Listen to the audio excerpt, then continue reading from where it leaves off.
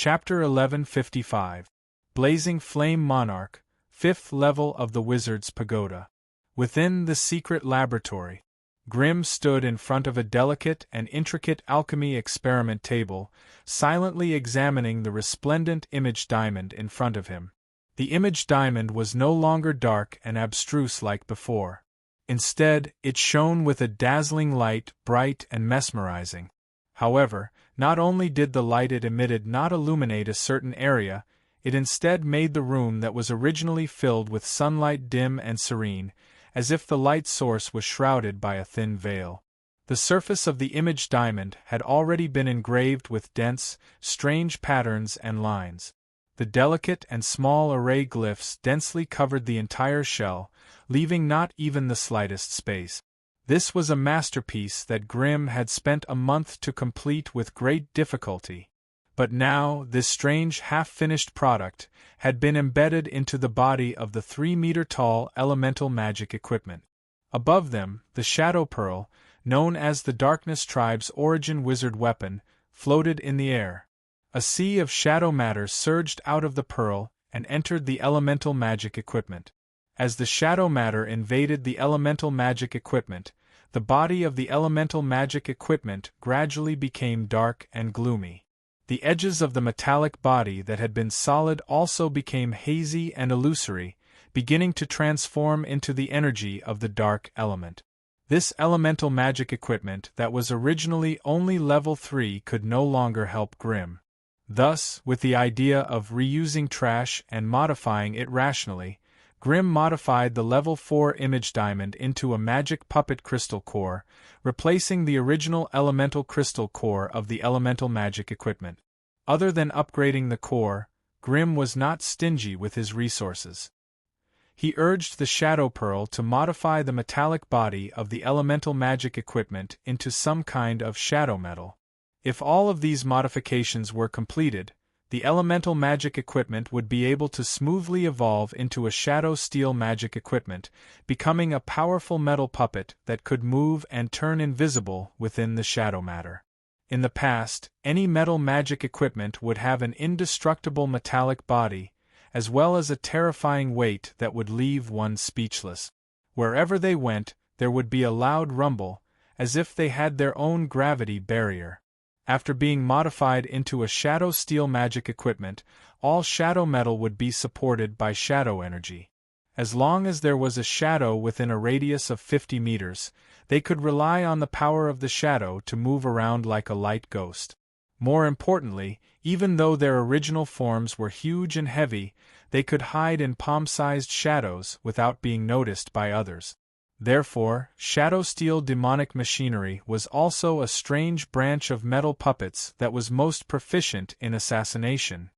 For the sake of this transformation, Grimm had made the greatest adjustments to the appearance of the elemental magic equipment, replacing its arms and legs with metal claws that could attack multiple targets. If it was equipped with an anti-detection amulet and a magic cloak, its every move would be even more unpredictable and unpredictable. After checking the progress of the shadow steel magic equipment, Grimm nodded in satisfaction. Without the shadow orb, it would have taken Grimm over 100 years to complete the shadow steel transformation. But now, in just half a month's time, the shadowization progress had reached 63%. This also meant that in another half a month's time, this Grade 4 Shadow Steel magic machine would be able to step onto the battlefield and fight for him once more. A few days ago, Grimm had spent tens of millions of magic crystals in order to build a base for his family outside the city. Only then did he manage to move Gaz, Ruvi and his steel capital to the outskirts of Exidar's camp. The amount of resources consumed was so great that it could cause most Magus families to go bankrupt. Even the Crimson family, which had 2 well-developed resource planes, had some savings, but they had all been squandered away by Grimm's actions. Of course, if Grimm was willing to auction off this shadow steel magic equipment that was about to be completed, the black hole in the family's finances would be filled in an instant. A shadow steel magic equipment with steel armor could appear in the shadows like a specter assassin, and it could even cast most shadow abilities. Such a shadow steel magic equipment was more than enough to take on a grade 4 giant dragon on its own. On top of that, in order to increase its might, Grimm had used the gnome's latest memory metal and a small magic amplifier to create its new body. Hence, in Grimm's mind, the AI chip specifications for this shadow steel magic equipment were: target name, shadow steel magic equipment target rank, mid-grade 4 target stats, strength 38, physique 44, agility 46, spirit 33. Target's description: possesses all low to mid-grade shadow abilities, as well as a large number of high-grade shadow abilities. Can freely shuttle through shadow matter. As long as there is shadow matter within a 50 m radius, the target's weight will be 0. Possesses a small shadow space, and can summon 3 shadow creatures to fight for it. Maximum jump distance: 700 m. Target's magic resistance. Basic elements: odd, darkness elemental, superior. Target's characteristics: rune characteristics, dark vision, magic immunity, intermediate, elementary, dark vision, damage reduction. Special skills: blending into shadows, constant, light absorption, constant, shadow healing, constant, multi-attack, dark elemental shock wave. According to the AI chip's comprehensive analysis, once this shadow steel magic equipment was completed, its basic battle strength would reach mid-grade 4. Once it fully displayed its strengths, it could even display the terrifying battle strength of a high-grade 4. After all, the shadow steel magic equipment was no longer a warrior that fought head-on. Instead, it had been modified into a ghostly assassin that could appear and disappear unpredictably. It was easy to imagine that, when a Tier 4 intermediate steel assassin suddenly appeared from the shadows, any Tier 4 sorcerer fighting Grimm would be caught off guard and suffer a huge loss. After dealing with the shadow steel magic equipment, Grimm left the alchemy laboratory and went to another secret wizard room. The furnishings here were unusually simple.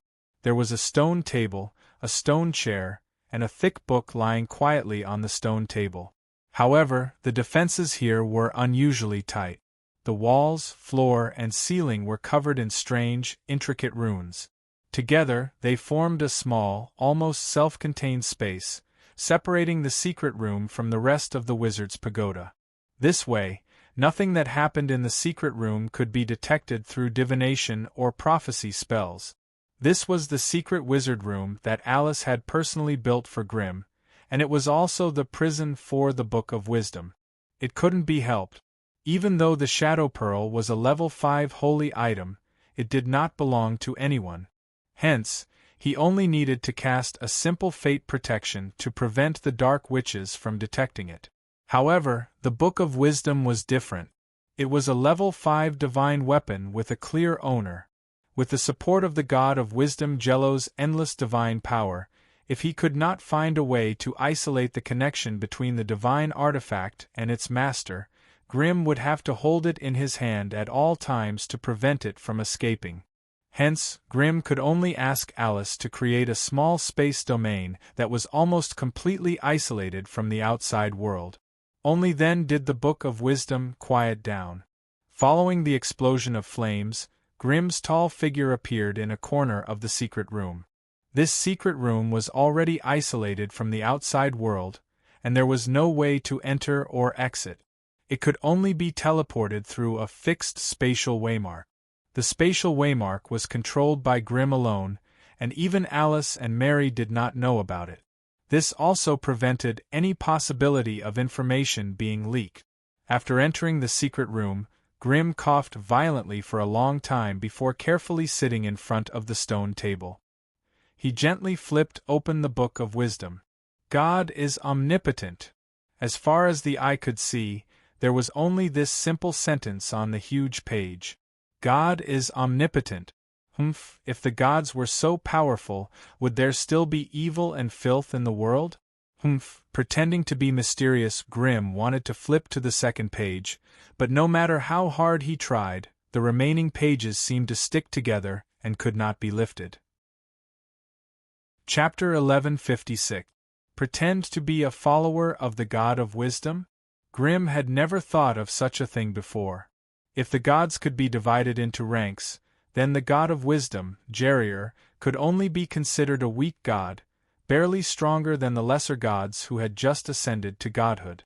Grim, on the other hand, was a rank 4 magus, a demigod in the world of gods. There was only one step between a demigod and a god, while the difference in strength between them was like heaven and earth. Grim could not deceive himself in terms of mentality. It was still possible to respect the gods, but to believe in them piously was something that Grim couldn't do even if he was beaten to death. The sorcerer's research on the gods had reached a certain extreme. Although the gods were high and mighty in the eyes of ordinary people, in the eyes of the sorcerers, they were just a group of high-energy creatures that relied on faith and parasitized on the planes of existence. It was just that the so-called holiness and the so-called evil in their mouths were actually just the external manifestations of certain extraordinary powers. Having grasped supernatural powers, the gods used it to fool the world, brainwashing their believers through enlightenment and conversion, so that they would repeat the specious truth and justice with the same words. In this process, the gods obtained the power of faith from their devout believers, while the believers only received a drop in the bucket. In order to deceive their believers and spread their faith, the gods even disguised themselves as mortals to walk the world, personally creating a church with a strict hierarchy. In this church, the believers' thoughts were suppressed, and they had to follow the rituals and prayers left behind by the saints to communicate with the gods in their hearts, turning themselves into a node of faith. In order to prevent their believers from thinking too much and letting their imagination run wild, the gods would severely crack down on science, art, and progressive ideas, keeping their believers in a simple-minded and ignorant state. In order to stimulate the eruption of faith, the gods would even deliberately provoke secular wars, using bloody and terrifying wars to eliminate those who did not meet the standards, and to replace them with new blood in the world ruled by the gods. Spellcasters with extraordinary powers were naturally rejected and attacked. Therefore, in many places, magi, wizards, and arcanists were born to be mortal enemies with the gods. It was precisely because their research and understanding of the gods was too thorough that it was a great humiliation for the magi to lower themselves to worship the gods. Is there no other way for me to study the Book of Wisdom other than becoming a follower of Jello? Grim grumbled unhappily. Beat. The Holy Bible of Wisdom is actually a book of faith that records the origin of gods and the characteristics of divine power. Grim's eyes focused on this short line of words, and his spirit seemed to have entered a strange illusory realm, suddenly being pulled into another world. In that world, Grim was like a completely invisible person following a god. He had personally witnessed the god using his divine force to gather the matter of the plane, using his boundless divine force to create a plane from nothing. On the first day, the god used the creation divine spell. Countless tiny but real strange substances rolled out from all over the boundless sea of stars and gathered together. On the second day, the god created a plane. The gods used their divine power as a glue to bind these tiny particles together, creating planar continents and vast oceans for the living beings of the plane to live and flourish. On the third day, the god isolated the energy storm. After the creation of the plane, the god gathered his divine force to form a huge bubble that enveloped the plane, isolating it from the endless sea of stars. On the fourth day, the god created light. The moment the world barrier rose, the plane was completely formed. However, it was pitch black, and nothing could be seen. Hence, the god dragged the sun, moon, and stars from the depths of the sea of stars, placing them in the sky of the plane. On the fifth day, the god created life. Although the plane was vast and boundless, it was only a seemingly thin glass ball in the hands of the great god. The god lay on the glass ball and blew into it. Bits of divine power floated in the plane. Wherever it landed, it would combine with the matter there and form all sorts of animals and plants. On the sixth day, the god created intelligent races. The plane world became more and more lively, and the gods created many intelligent races according to their own shapes and sent them into the plane world. This was the leader that the god appointed for the plane.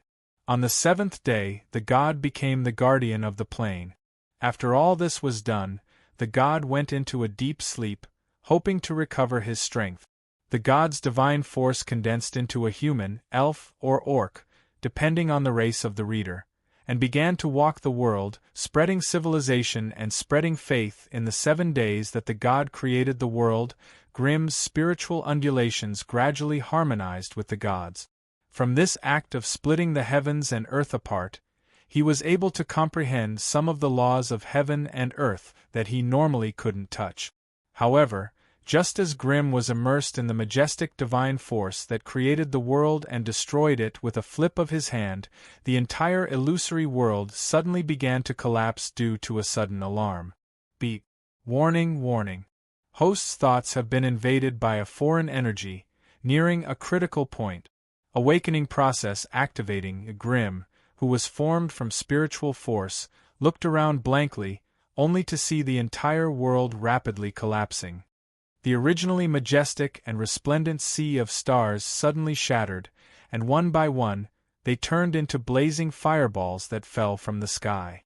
The entire world began to burn soundlessly. In reality, Grimm, who had been sitting in front of the stone table without moving, suddenly held his head in his hands and began to cry out in pain. His unfocused eyes, however, became spirited and alert again in the midst of the intense headache. Grimm took in a deep breath, finally breaking free from the strange illusory world that seemed to have no illusions. I, Chip, begin self-examination and provide me with a report. Beep. Mission accepted. Beginning self-examination. Beep. Beep. Self-examination complete. Generating report. With a flicker of light, a light screen was projected in Grimm's mind. His mental state was quickly displayed on it. Target creature, Grimm, host, target rank, initial grade 4 target identity, half-law magus, fire specialization, target stats, strength 27-11, vitality 32-14, agility 18-8, spirit 41-29, target bloodline, star beast bloodline unknown, target physique, chaotic physique target characteristic, heart of law target status, origin injured, soul in weakened state, physical attributes weakened, consciousness infected by a foreign energy, thoughts in process of mutation. Ever since returning from the Morian plane with injuries, Grimm's soul had been in a weakened state. The direct result of this was that his physical attributes had all fallen. If not for the few powerful magic weapons he had on him, he might not even be able to maintain his grade 4 magus rank. Now, his injuries had worsened, and his consciousness had been infected by the divine force of the God of Wisdom. Without hesitation, Grimm cast a flame leap and left the secret room, hurrying back to his residence to meditate. There, he saw a strange magic tool floating in the air, calmly waiting for him. It was a strange magical machine that was 7 feet tall. It was made of a dark metal that could absorb light. The inside of its body was a thin and withered metal skeleton, surrounded by a black mist that was difficult to see through. At the end of its slender upper and lower limbs were sharp metal claws. A dark metal skull was hidden in the mist, and its eye sockets were emitting a gloomy gaze. It didn't walk on the ground like ordinary magic tools. Instead, it floated in the air half a foot above the ground as if it was weightless. It moved silently and lightly. Grimm's body was extremely weak during this period of time, and he could hardly fight against a grade 4 enemy. Therefore, the arrival of the intermediate grade 4 shadow steel magic tool was just the right time to fill Grimm's void of strength. With it, even if Grimm's strength was reduced by half, he was confident that he could make any enemy suffer. Shadow Fiend, attack me! With the intention to test the power of the shadow steel magic tool, Grimm summoned a lava shield outside his body. After receiving Grimm's order, the Shadow Fiend slowly floated over. Its 2 cold and sharp metal claws gently poked at the lava shield, which had a defense of up to 700 degrees, and dug a big hole.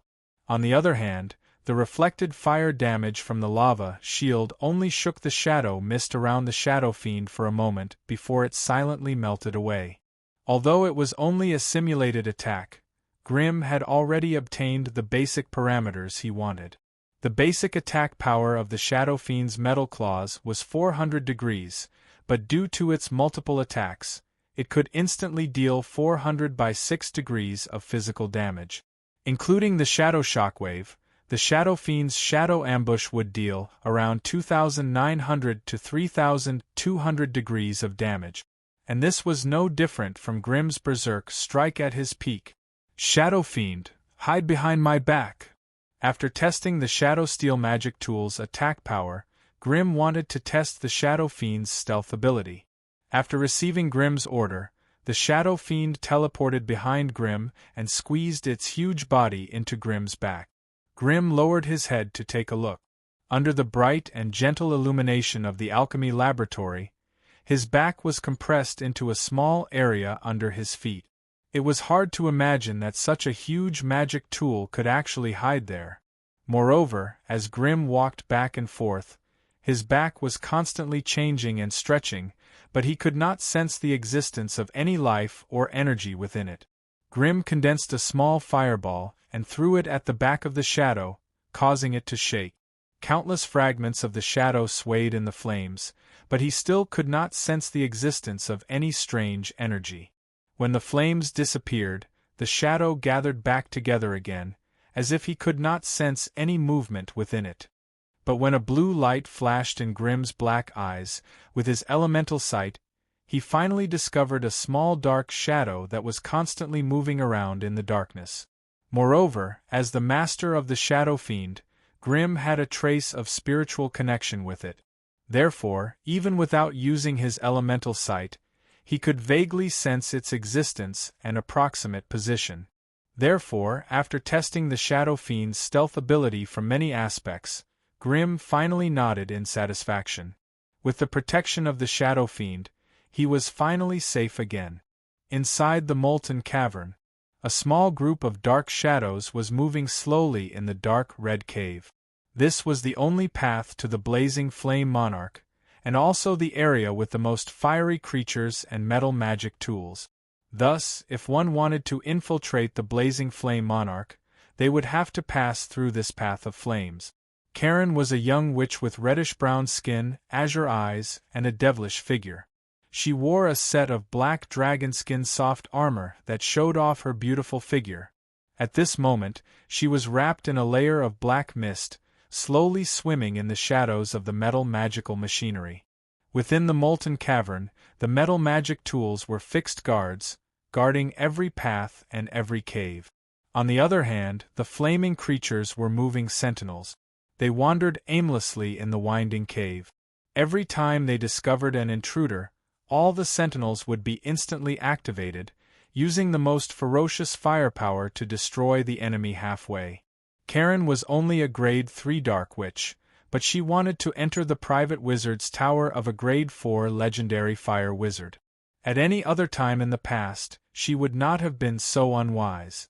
However, the strict orders from the family headquarters left her with no choice. She could only grit her teeth and carry out this terrifying mission that was almost impossible. Before coming here, she had already thoroughly investigated the legendary fire wizard Grim. However, the more she investigated, the more detailed the information she had, and the more terrified she became. This was no ordinary newly advanced rank 4 magus. His reputation and accomplishments were written with the blood of his enemies. What was even more terrifying was that the family headquarters had sent her to infiltrate his wizard's tower to investigate and steal the Shadow Pearl. This was what Karen was most shocked about, and what she found the most unbelievable. The Shadow Pearl, wasn't that the most important sacred weapon of the Dark Tribe? How could it fall into the hands of a legendary fire wizard from the central continent who had nothing to do with them? Could it be that the people in charge of the family headquarters were a bunch of trash? After losing the Shadow Pearl, they did not even dare to start a war of darkness? As she cursed the higher-ups who had sent her here, Karen carefully avoided the fire creatures that were roaming around. She purposely chose metal magic devices to use as stepping stones as she traversed through the shadows. A moment ago, Karen was still hiding under the feet of a metal magic device in a fire cave. The next moment, she appeared in the shadows of the dome at the end of another tunnel. Perhaps the faint energy ripples that came along with the shadows had attracted the attention of some fire creatures. An exceptionally tall and mighty Inferno Guardian stopped in the tunnel and began to stare with its fiery eyes, scanning around the tunnel in confusion. Hiding in the shadows of the dome, Karen immediately became nervous. Her sexy and beautiful eyes narrowed into slits, and she withdrew all of her killing intent, calmly observing the Inferno Guardian. The Inferno Guardian was not a powerful fire creature. It only had the basic strength of a Grade 1 wizard. If Karen, who had the strength of a Grade 3 wizard, wanted to kill this Inferno Guardian, she would only need half a finger's time. But in such an environment, the slightest movement could affect the entire situation. Once she moved the Inferno Guardian, it would mean that her infiltration had failed. Karen could not help but feel vexed when she thought about the punishment she might receive when she returned to the family if she failed the mission. The aura around her became increasingly unstable. Fortunately, the difference in strength between her and the Inferno Guardian was too great. When she tried her best to hide herself, the chances of the Inferno Guardian discovering her were inconceivably low. Thus, after inspecting the surroundings and finding nothing out of the ordinary, the Inferno Guardian let down its guard and continued to wander leisurely in the area where the fire element was unprecedentedly active. Chapter 1158. The Blazing Flame Monarch. Ever since he returned from the Morian Plain, Grimm had spent most of his time hiding in the Wizard's Pagoda, aside from a trip to the outer regions. Now that his soul was damaged and crippled, it was the best time for his enemies to take revenge on him. Hence, Grimm would not step out of the Wizard's Pagoda if he could avoid it. He would not give his enemies the chance to assassinate him or set up trap. Unfortunately, the wind would not stop even when the tree desired peace. On the 7th day after Grimm harvested the Shadow Devil, a guest from afar broke the peace of the Blazing Flame Monarch. Grimm had no choice but to leave his laboratory and meet the guest at the second level of the Wizard's Pagoda. The first person Grimm saw when he entered the guest room was the familiar face of Vice Chairman Merva. It had only been a few days since they last met, but this cunning vice chairman looked much more haggard than before. There were already signs of aging on him. This was not a common sight. At level 4, there were countless secret techniques such as youth rejuvenation and other techniques. If it did not work, there were many ways to alter one's body so that one's appearance and figure could be maintained at their peak and most beautiful. Only when a level 4 magus entered the later stages of their lifespan, as their wizard power and mental energy weakened, would they show signs of aging that could not be concealed. Grimm had a feeling that Vice Chairman Merva would not live for more than 100 years. Grimm's gaze only lingered on Vice Chairman Merva for a moment before quickly turning to the other level 4 magus. He could sense that this unfamiliar level 4 magus was the main character of this trip. As for Vice President Merva, he was just a guest accompanying him. Welcome, welcome. It's rare for Vice Chairman Merva to visit my humble abode. I feel immensely honored. Grimm greeted Merva with a smile, and naturally changed the topic to the other magus. Sir, you look unfamiliar. How should I address you? This unfamiliar male magus was obviously not from the Scattered Towers. He wore a purple robe and had a kind expression. He looked to be in his middle years, and wore the unique magic badge of the Wizard Association on his chest. The Wizard Association. Grimm narrowed his eyes, already guessing the other party's intentions. You must be the famous legendary fire wizard Grimm. You're indeed, as the rumors say, young, promising, and talented. I'm Beloni from the Wizard Association. I have some questions that I'd like to ask you in person today. Beloni's face was full of a gentle smile, but the sharp eyes inadvertently revealed that he was not as easy to talk to as he looked on the surface. "Since the two of you have something to talk about, I won't keep you company." Milwa was obviously a sly old fox. Although he was the one who accompanied them, he obviously didn't want to get involved. After a simple greeting, he turned around and left. When only Grimm and Baloney were left in the room, the latter finally spoke again. "Mr. Grimm, it is said that our association's wizard Mangus traveled with you in the Morian Plain and returned to the outer realm together. Is this true?" "Not bad. That is to say, Wizard Mangus was still alive before he was teleported back to the outer realm, but he suddenly died during the teleportation, and his death has something to do with you." Baloney was still smiling as he asked, but there was a hidden sharpness in his words. "He died by self-destructing, and the purpose of self-destructing was to kill me. I believe you can clearly investigate this if you visit the wizards who returned at the same time," Grimm said calmly. "Of course we have investigated. The conclusion is almost the same as what you have said. From the situation at the scene, it seems that Wizard Mangus took the initiative to attack you, so his death can't be completely blamed on you. However, what we are more concerned about is, why did he do this? Did he have some grudge against you, or was he controlled by someone else? This is the focus of our investigation now. Since you have been investigating for so long, you should have some conclusions by now. You can't possibly suspect that I was the one who controlled Mangus and caused him to almost kill me. Of course we won't suspect Mr. Grimm. However, we must find the real culprit behind the scenes. Although Wizard Mangus's strength was a little weak, and he didn't have many connections, he was still an official high-ranking wizard registered in the Wizard Association. No matter who killed him, we, the Sorcerer Association, have the responsibility to investigate and exact revenge. The mastermind behind the scenes can easily control a rank 4 wizard, so it must be those old guys who are free and unfettered in the outer realm. Are you sure you have the ability to take revenge?"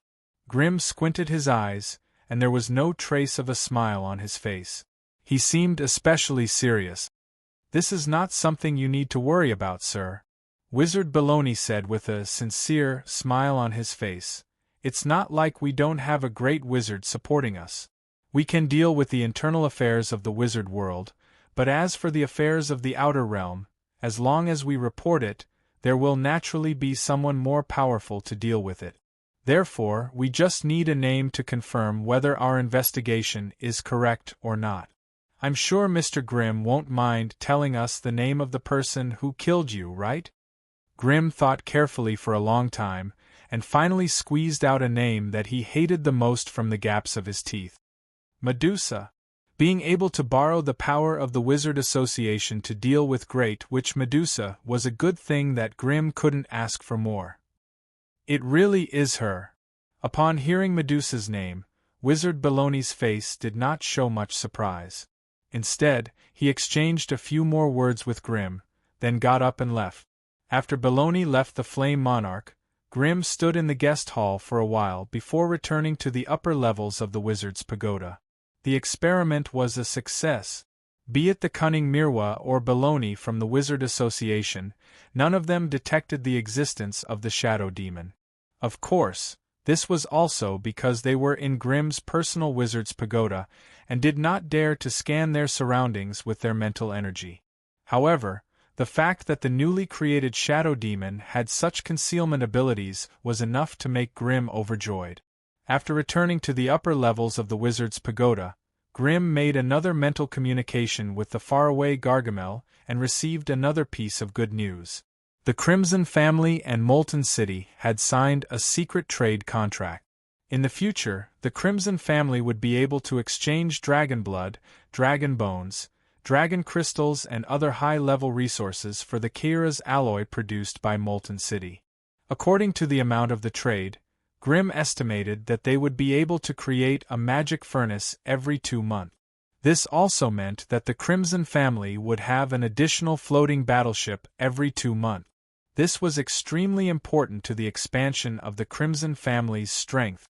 However, just as Grimm ended his mental communication with the Gargamel, the wizard's pagoda spirit suddenly sent him a warning. Chapter 1159. The Wizard Tower. This was especially so for the private wizard pagoda of a level 4 wizard. It was a place of death filled with traps and mechanisms. For most regular magi, visiting a high-ranked magus residence in private was no less difficult and dangerous than exploring a dragon's nest. This little worm, of unknown origins, was clearly not someone to be trifled with. She had easily barged through the molten fire cave, passed through the molten fire hall, and snuck into the Flame Monarch while Grimm was opening the door of the wizard's pagoda to receive the two visitors. The fact that she could do this meant that she was not someone an ordinary person could compare to, but she would never have guessed that the layout and structure of Grimm's private wizard pagoda would be so strange and subversive. The first and second levels of the wizard's pagoda were completely isolated from the upper levels, and there were no direct passageways. After sneaking into the wizard's pagoda, Karen quickly explored all of the hidden spaces on the first and second levels, but she did not find a path to the upper levels. She immediately knew that she had encountered a bastard wizard who had a perverted need for personal safety. If there is no physical passageway, then I'll dig one myself. With a stubborn and unyielding spirit, Karen found a secret room on the second floor and secretly set up a silence boundary. Then, she began to dig up the stone slabs on the ceiling in a frenzy. The wizard's pagoda that Grimm had built was only a standard model of a small wizard's pagoda. He was naturally poor back then, and he could not have used the best steel rock in the wizard's pagoda. Thus, the volcanic rock that was taken from the ground could only fall like rain under the violent demolition of the level 3 which. In an instant, a fist-sized hole was dug out. Unfortunately, not only did Karen not sense the presence of the upper levels of the wizard's pagoda through the hole, she even accidentally came into contact with a layer of space barrier. Only then did Karen realize that the damned fire wizard had not only sealed off the upper levels of the wizard's pagoda, he had also separated the second and third levels of the wizard's pagoda.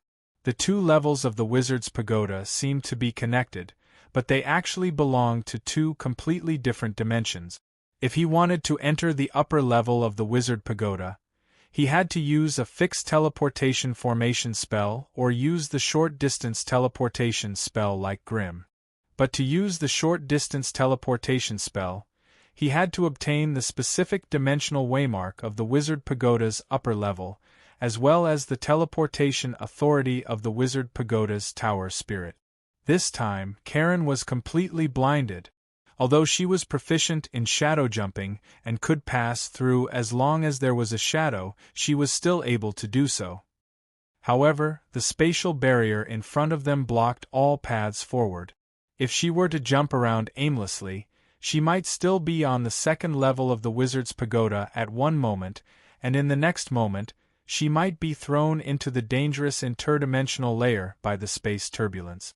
After all, the transfer point for all spatial spells was the space layer, which was the mysterious and terrifying region between the two layers of the dimensional barrier. Although the environment there was much better than the outer void, it was still a perilous place for an unprepared Tier 3 Dark Witch.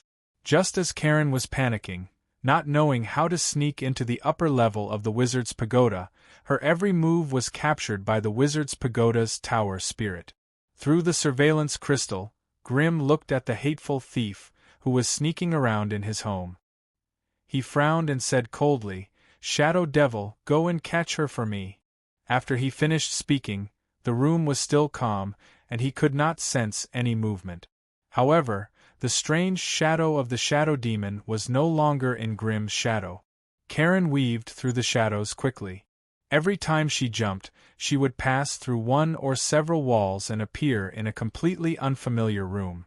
Karen held her breath and concentrated. She hid in the shadows and quietly sized up the entire secret room. If there was something she was interested in, she would stop and sneak closer to investigate.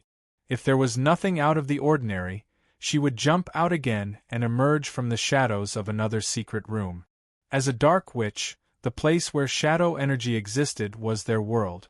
As long as there were no energy barriers or witchcraft boundaries, they would be able to move freely like fishes in a river.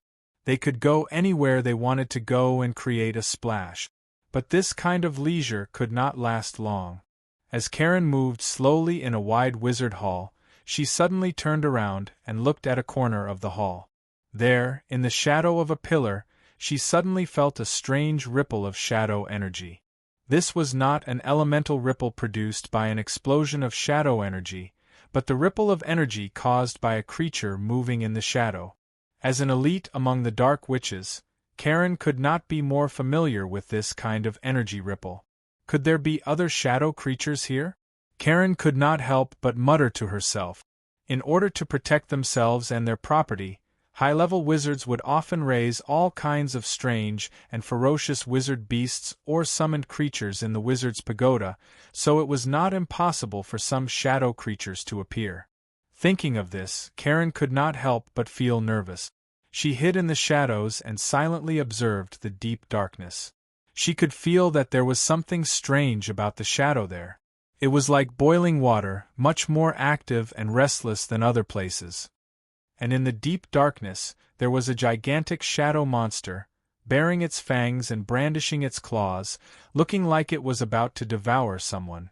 Karen held her breath and focused, silently casting a shadow wizard spell, wanting to investigate the other party's background. But just as the ripples of the wizard's spell had not dissipated, her expression changed drastically, and her figure flickered in the darkness, disappearing from where she stood.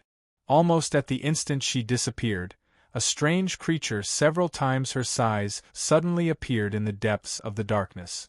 Numerous flickering metal blades sliced past the spot where she had been hiding. Wherever the sharp edge of the blade flashed, even the pitch-black darkness was sliced into several pieces, unable to be mended again. Only when the strange power had completely disappeared did the restless darkness stretch back together. When Karen emerged from another corner of the darkness, her heart was still beating wildly, and she had even more so relied on that flash of a glance just now to instantly distinguish the other party's identity. Shadow Steel Golem. Damn it, it's a Shadow Steel Golem. Karen could be considered a small expert when it came to these strange lifeforms that were between shadow creatures and construct creatures. After all, in a small country established by the dark witches in the shadow world, there were also these strange creatures that were like construct creatures and construct creatures. They had powerful defensive abilities that were not weaker than metal constructs, and they also had flexible bodies similar to shadow assassins. Therefore, in a real battle, a shadow steel golem was enough to fight against 2 or 3 dark witches of the same level without being at a disadvantage. However, the creation of shadow steel golems consumed too much resources, so the dark witches usually only used them to guard resource vaults or the entrance to secret realms, and were not willing to use them as cannon fodder on the battlefield. As an elite among the grade 3 dark witches, Karen naturally had to fight these dark creatures to hone her combat skills. Therefore, Karen was also very familiar with shadow steel golems, and she could practically deal with them with her eyes closed. Hence, when Karen sensed a sudden fluctuation in the shadow substance beside her, she did not hesitate to jump out again. Unlike the previous time, Karen did not leave the original shadow this time. Moreover, the moment she jumped away, she stretched out her foot and lightly stepped on the shadow, instantly releasing a strange spell. After the first pounce failed, the shadow fiend was unperturbed. It quickly locked onto the direction in which the grade 3 dark witch had escaped, and pounced over without hesitation. Strangely, the moment that strange shadow appeared, the surrounding darkness that was originally as calm as water suddenly became viscous and flowing. Strange shackles of darkness surged from all directions, instantly binding the shadow fiend's body and causing it to freeze in place, unable to move at all. The dark witch that had disappeared before its eyes actually appeared once more. She did not choose to escape, but instead chose to counterattack. A series of shadow arrows struck the shadow demon's skeleton-like metallic body like rain hitting banana leaves, producing cracking sound. Amidst the shadow bolts, 2 unstoppable dark auras tore through the air, targeting the shadow fiend's right eye and cervical vertebra. If the shadow fiend was only grade 3, it might not be able to escape this elite witch's sneak attack and would definitely suffer a great loss. However, it was a powerful magic tool that Grimm had spent a huge amount of resources and effort to forge. How could it be compared to ordinary shadow steel golems? With just a slight struggle, the shackles of darkness binding his body shattered inch by inch, breaking into countless pieces. The shadow fiend's eyes, hidden in the faint black fog, suddenly shot out a dark light that transformed into a shadow shockwave that slammed into Karen's body. It opened its large metallic hands that resembled a demonic claw, and 4 sharp blades that flickered with a dull luster streaked through the air, locking onto the tall and graceful black figure. Bastard, this is a grade 4 shadow steel golem. The moment Karen's lightless dagger collided with the shadow fiend's claws, she had determined the shadow steel golem's rank based on the aura it released. Unfortunately, this insight came a little too late. If Karen had determined that the Shadow Steel Golem was a grade 4 Shadow Steel Golem, she would not have tried to assassinate it in vain. She would have chosen to flee immediately. At this moment, her lightless dagger collided with the Shadow Steel Golem's claws. The explosive force sent her flying, blood spurting from her mouth. She flew out of the shadow zone and landed heavily on the hard ground. Before she could break free from the dizziness, another shadow shockwave slammed into her head. Chapter 1160. When Karen woke up again, she found herself in a strange, sealed space. The space was not large, only about 10,000 square meters. However, she could see all sorts of sceneries and strange geomorphology at a glance. From the dense forest in the southeast to the desert in the southwest, from the green grasslands in the northeast to the hills in the northwest, as well as a lone peak in the central core area. Even though the space was small, it had all the sceneries and terrain. From the layout, it seemed to be a small arena. She was currently lying on a small platform about 30 square meters above the lone peak in the middle, a tall and muscular young magus standing silently in the air in front of her. He had a tall and muscular body, long black hair tied up in a golden ring, black eyes, a gentle and demonic smile, and a glaring red magus robe. There was no need for too many words and introductions. Karen instantly recognized it. The person standing in front of her was none other than the target of her trip, the terrifying legendary fire magus. Grimm. Behind him, there was a strange metal puppet floating quietly. It had a strange metallic body that resembled a skeleton, its arms and legs thin and slender, and at the ends were terrifying metal blades that looked like ghostly claws. A ball of black fog wrapped around its body, causing its body to look hazy and illusory. The area where the strange metal puppet was seemed to be able to absorb light, and was much darker than other areas. Anyone's gaze that fell on it would involuntarily become hazy and blurry, and it would be difficult for them to see its true form and appearance. A level 4 fire magus, a level 4 shadow steel magical equipment. The fact that the fire magus did not kill her immediately gave Karen a sliver of hope of escaping.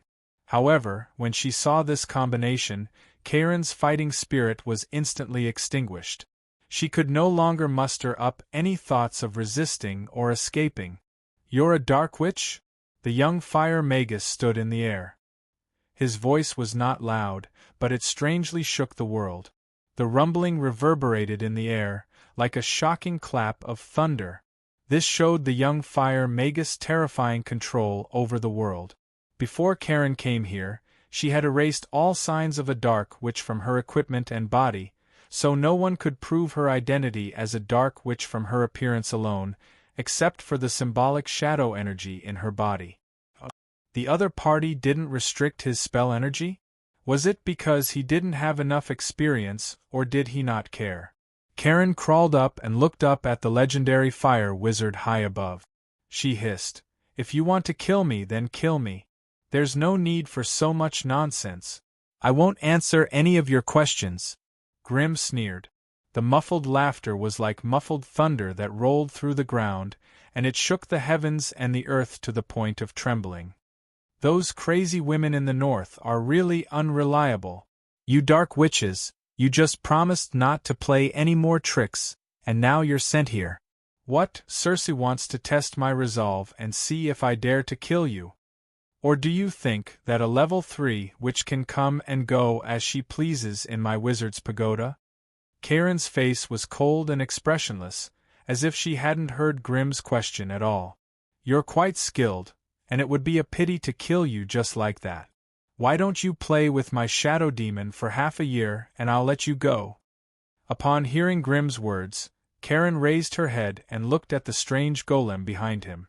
She sneered and said, "Is this a new shadow steel golem that you've created? Why, does it have a strange learning ability? You want me to help you train its dark battle techniques? Wishful thinking. Wishful thinking? That's not necessarily true. Shadow demon, kill her." Following Grim's command, the black mist around the shadow demon that was floating quietly behind him rippled, and its huge metal body disappeared from the spot. In the next moment it appeared behind Karen like a ghost, and 2 pairs of strange metal blades silently stabbed at 4 different parts of her body. Having seen the power of the shadow demon, Karen naturally knew that she would not be able to block its attack with brute force. Thus, Karen quickly turned around, 2 lightless daggers silently appearing in her hands. She slashed at the metal blades from the side, then used the rebound force to escape.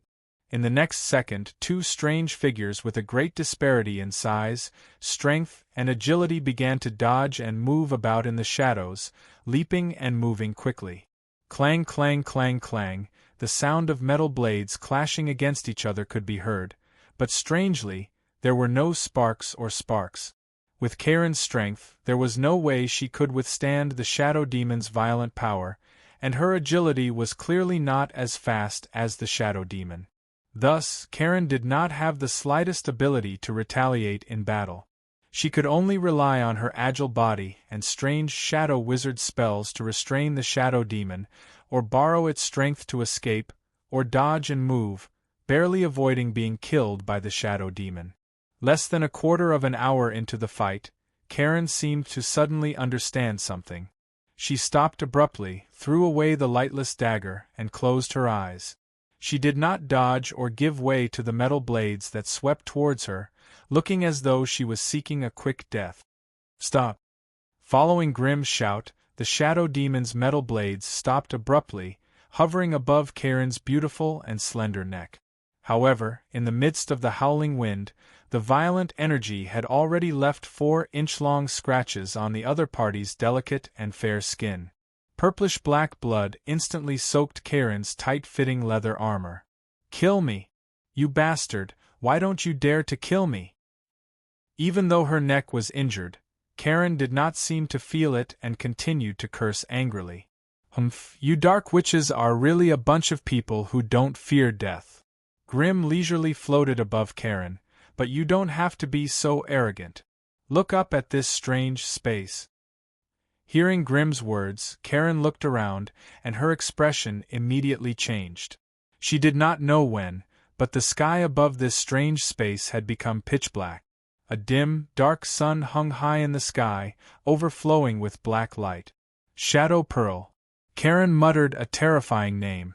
The reason why the dark witches were so valiant was not because they did not fear death, but because they relied on the pool of energy and the strange dark witchcraft. Once they died on the battlefield, the dark witchcraft attached to their souls would activate, and their souls would be drawn to the pool of energy that had been set up in advance. To become a dark witch, the prerequisite was to complete the transformation of the body and soul into energy. Therefore, after death, as long as the soul of a dark witch escaped, she could use the energy of the pool of energy to rebuild a body. Because the souls of dark witches were filled with shadow energy, they could use the shadow realm as a springboard to travel between planes. Therefore, most witchcraft could not capture their souls. But the best way to deal with shadow energy was still shadow energy. Therefore, when Karen discovered that this space had been sealed by the power of the Shadow Pearl, she completely despaired. You wouldn't dare to kill me. I am the leader of the Dark Group in the Scattered Tower Forest area.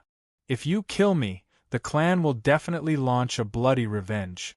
Karen shouted hoarsely. Just as she screamed, the shadow fiend standing beside her moved its claws and pierced through her abdomen as if it had pierced through a skin bag. 4 sharp claws came out from behind her waist. Karen's voice came to an abrupt halt. She lowered her head and looked at the sharp claws that had pierced through her abdomen, her face filled with disbelief and horror. If she was killed in this area, it would be difficult for her soul to pass through the barrier set up by the Shadow Pearl and return to the central hiding point. Could it be that the other party had spent so much energy and resources just to kill her? With a muffled sound, the shadow fiend pulled out its claws. Purplish-black blood spurted out of the 4 bloody holes. Karen knelt on the ground, her delicate little hands obviously unable to block all the wounds. Through the gaps of her fingers, blood still gushed out of her abdomen, gathering into a small pool of blood under her body. Waves of icy aura poured into Karen's body, causing her to truly feel the approach of death. However, just as she was about to die, a ray of black sunlight shone down from the sky and shone on her body. Under the illumination of the strange black sunlight, her originally heavily injured body actually began to recover rapidly. Dark energy gathered around Karen's wounds, quickly healing them. Even more dark energy poured into Karen's body, transforming into strange energy that filled her blood once again. Karen's vitality was also rapidly increasing at a visible rate. In less than 3 minutes. The Tier 3 Dark Witch, who had been on the brink of death, was brimming with energy and vigor once more. "You're in my territory, it's not your turn to make decisions." Grim was still standing in the air, his expression disapproving. "If you don't listen obediently," in the next second, with a light snap of Grim's fingers, the shadow fiend's claws once again pierced into Karen's abdomen and twisted around inside. The damage this time was clearly not any worse than the previous time. Karen howled in pain as she fell to the ground. Fragments of her small intestines and stomach wall gushed out along with black blood, forming a terrifying fountain of blood. Grim watched as Karen's vitality rapidly dissipated, the corners of his lips curling into a cold smile. When Karen was on the verge of death, he reached out with his hand, and a ray of black sunlight shone down from the dark sun, shining on Karen's broken body once more. Dark energy surged wildly, and a moment later, Karen once again climbed up from the ground, full of vitality. Chapter 1161. Bastard! I'll kill you! This time, as soon as Karen recovered, she went berserk. She was as agile as a cheetah, and in a flash, she appeared behind Grim. 2 lightless daggers were already in her hands, and she stabbed them into Grim's back. Unfortunately, as soon as she came within 3 meters of Grim, she collided with a layer of invisible, transparent flames. Her defensive force field could not withstand a single blow from the transparent flames, and it burned through almost instantly. When the transparent flames reached Karen's body, she suddenly raised her head and let out a piercing scream of pain. Pain. So painful. Super painful, it was as if her magic resistance had been reduced by half in that instant. The golden flames burned her body and soul at the same time. The intense pain that came from the depths of her soul was the cause of Karen's defeat. Karen fell to her knees beside Grim in pain, her entire body covered in a strange, golden flame. The golden flames crackled as they burned. Grim raised his hand once more, extinguishing the golden flames with a ray of black sunlight and filling her body with dark energy once more. After Karen recovered, Karen escaped from Grim's golden flames without hesitation. Along with Karen's departure, the golden flames around Grim's body once again became formless and invisible, completely concealing themselves. A Tier 4 Fire Shaman. This was the true power of a Tier 4 Fire Shaman. At this moment, Karen finally experienced the true power of the Tier 4 fire shaman before her. Despite being heavily injured, despite the fact that Grimm hadn't even moved a finger, he had still managed to defeat a Tier 3 dark witch like her with just a layer of invisible flames. Every time he thought about the huge gap in strength between level 4 and level 3, he would lose all of his morale. "Your enemy is it." Grimm calmly turned around and sneered. "Don't choose the wrong target. It's fine if you don't want to fight it, but you'll have to endure the torture for the next 6 months. A dark witch isn't afraid of death? Humph. Then I'll let you die to your heart's content this time." Saying so, the flames around Grimm's body flickered, and he slowly disappeared from the space around him. The cold and emotionless shadow fiend lifted his head slowly, his black gaze landing on Karen. In the next moment, the sound of metal blades slicing through the air resounded once more. When Grimm came out of the small dimension, he ran into Alice, who was waiting for him. "You're really ruthless. You're actually so cruel to a beautiful woman. Aren't you afraid that she'll become a lunatic after half a year?" Alice could not help but shake her head and sigh as she watched the two strange figures madly chasing each other through the dark sky. "She's a witch, not a woman," Grimm corrected him. "Strictly speaking, magi after rank 2 can no longer be called humans. But we cannot forget our roots." "I haven't forgotten my roots. In fact, I'm more concerned about them than most wizards. However, we can't continue lying to ourselves." Grimm stared into Alice's beautiful blue eyes and said, "Magi are not humans." Magi were not humans. This was not something that Grimm came up with in a fit of righteous indignation. It was a mainstream thought that had been active in the Magi community for a long time. As the Magi community grew stronger, many high-ranked Magi began to reflect on the shortcomings of the current Magus cultivation system. What were the decisive factors that determined whether a tribe was strong or not? Bloodline, innate talent, wisdom, talent. Seriously speaking, all of these factors were indispensable, and all of them were very important. However, the humans that originated from the Magi community were obviously not the cream of the crop when it came to these choices, and were even considered to be eliminated. Bloodline. How should one put it? To put it nicely, humans had no bloodline. They did not have a strong physique like the orcs, nor did they have the nimble figures of the elves. They did not have the innate divine strength of the giants. It seemed that among the most common races in this plane, humans were one of the few races that did not have bloodlines. Of course, this was not without its benefits. Humans had the most balanced and adaptable bloodline, and they could tolerate most of the bloodlines of other races. However, this was just a self-flattery of the human race. The truth was that the power of the human bloodline was too weak. If they were to marry any other species, the human bloodline would be easily suppressed or devoured by the other party's bloodline. In this way, the resulting mixed-blood descendants would often have their bloodline degenerate. Therefore, in many high-level planes, the intelligent races that ruled them would set strict laws to prevent high-ranking races from mating with low-ranking creatures like humans to prevent the degeneration of their bloodline. Innate talent. Just like bloodline, humans did not perform well when it came to innate talent. Even the stupid goblins, who had become the practice targets of the new hunters in the plains, had a specialization in engineering, while humans had nothing. Of course, if you counted fertility, good planting, docility, and obedience as advantages, then humans had quite a lot of advantages. However, there was only one innate ability that really allowed humans to rise in many planes, and that was being good at learning.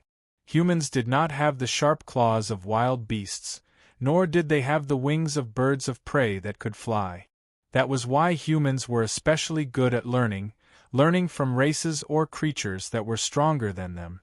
The birth of Magi actually stemmed from humans' long-term analysis and imitation of the Magewes on powerful magical creatures. Of course, if one had to point out the difference between the Magus world and these secondary planes, it would be So far, the 3 grade 9 magi that were born in the Magus world were all from the Magus world. The sorcerer world was also a high-level plane with complete planar laws and abundant resources. This was perhaps the only reason why the Magus world stood out from the other planes. From Grimm's mouth, Alice could not help but widen her eyes in fear. Hearing this, Alice could not help but widen her eyes in fear. Grimm, do you also think that humans are not suitable to be the source of wizards? She asked anxiously. Grimm smiled faintly. He grabbed Alice's soft hand and rubbed it against his face. On the contrary, Alice, I'm not the same as those fellows. On the contrary, I firmly believe that humans should be the source of magi. The power that the magi community has obtained is already strong enough. This power should be put on a bridle so that it will not go out of control and devour the entire Magus community. Why do you feel that way? Do magi think that they are too strong? Shouldn't the only goal of the magi community be to pursue power? Alice could not help but feel confused. Today, someone from a faraway place contacted me and wanted to make a deal with me. Can you guess who it is? Grimm could not help but rub his nose and smile bitterly. Before Grimm spoke, Alice had known almost nothing about it. But as soon as Grimm spoke, some fragmented information flowed into Alice's mind under the guidance of this vague message. Gradually, an incomplete jigsaw puzzle of strange creatures formed in her mind. Chapter 1162. The Lich was inviting him to an adventure. According to it, the place where it invited Grimm to go was a world of ice, and there seemed to be an extremely rare frost dragon there. However, the Lich's target was not the frost dragon. Instead, it was an ice-type divine item buried in the depths of the dragon's lair, the ancient winter chest. It was said that the chest was forged by the powerful frost giants of ancient times. It contained a terrifying chill from the kingdom of the dead, and could grant its user the law of ice and part of the law of death.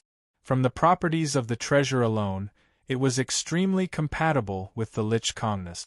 It was no wonder he was recruiting people from all over the place. He wanted to break through this strange world of ice and obtain the ancient winter chest. He chose Grimm because he wanted to make use of his powerful fire control abilities to break through the frost dragon's home field. However, after learning that Grimm was slightly ill and needed some time to recover, Kongness expressed that it was not urgent. He wanted to invite more people to come with him. As such, they agreed to meet in 80 years. By that time, Grimm's soul would have almost fully recovered from the damage he had sustained. Liches had to admit that time was different from most beings in other planes. Time was precious to others, but to them, it was nothing more than the blink of an eye. An invitation from a Lich can make you so emotional? Alice asked in disbelief. I've heard of the name Kongness before. He's a terrifying fellow. But as long as we can defend against their death spells, Liches aren't that hard to deal with. You might not know this, but I used to think that Liches, evil gods, and demons were the epitome of extreme power. Before I became a wizard, I could only look up to such a person. But now, I have to call them brothers and pretend to be courteous with them. I can't help but feel that it's absurd. Grimm sighed. Alice, with her long silky hair hanging down her back, and a look of sympathy and understanding appeared on her gentle face. She walked up to Grimm and put her arms around his waist. I can't blame you for having such thoughts and feelings.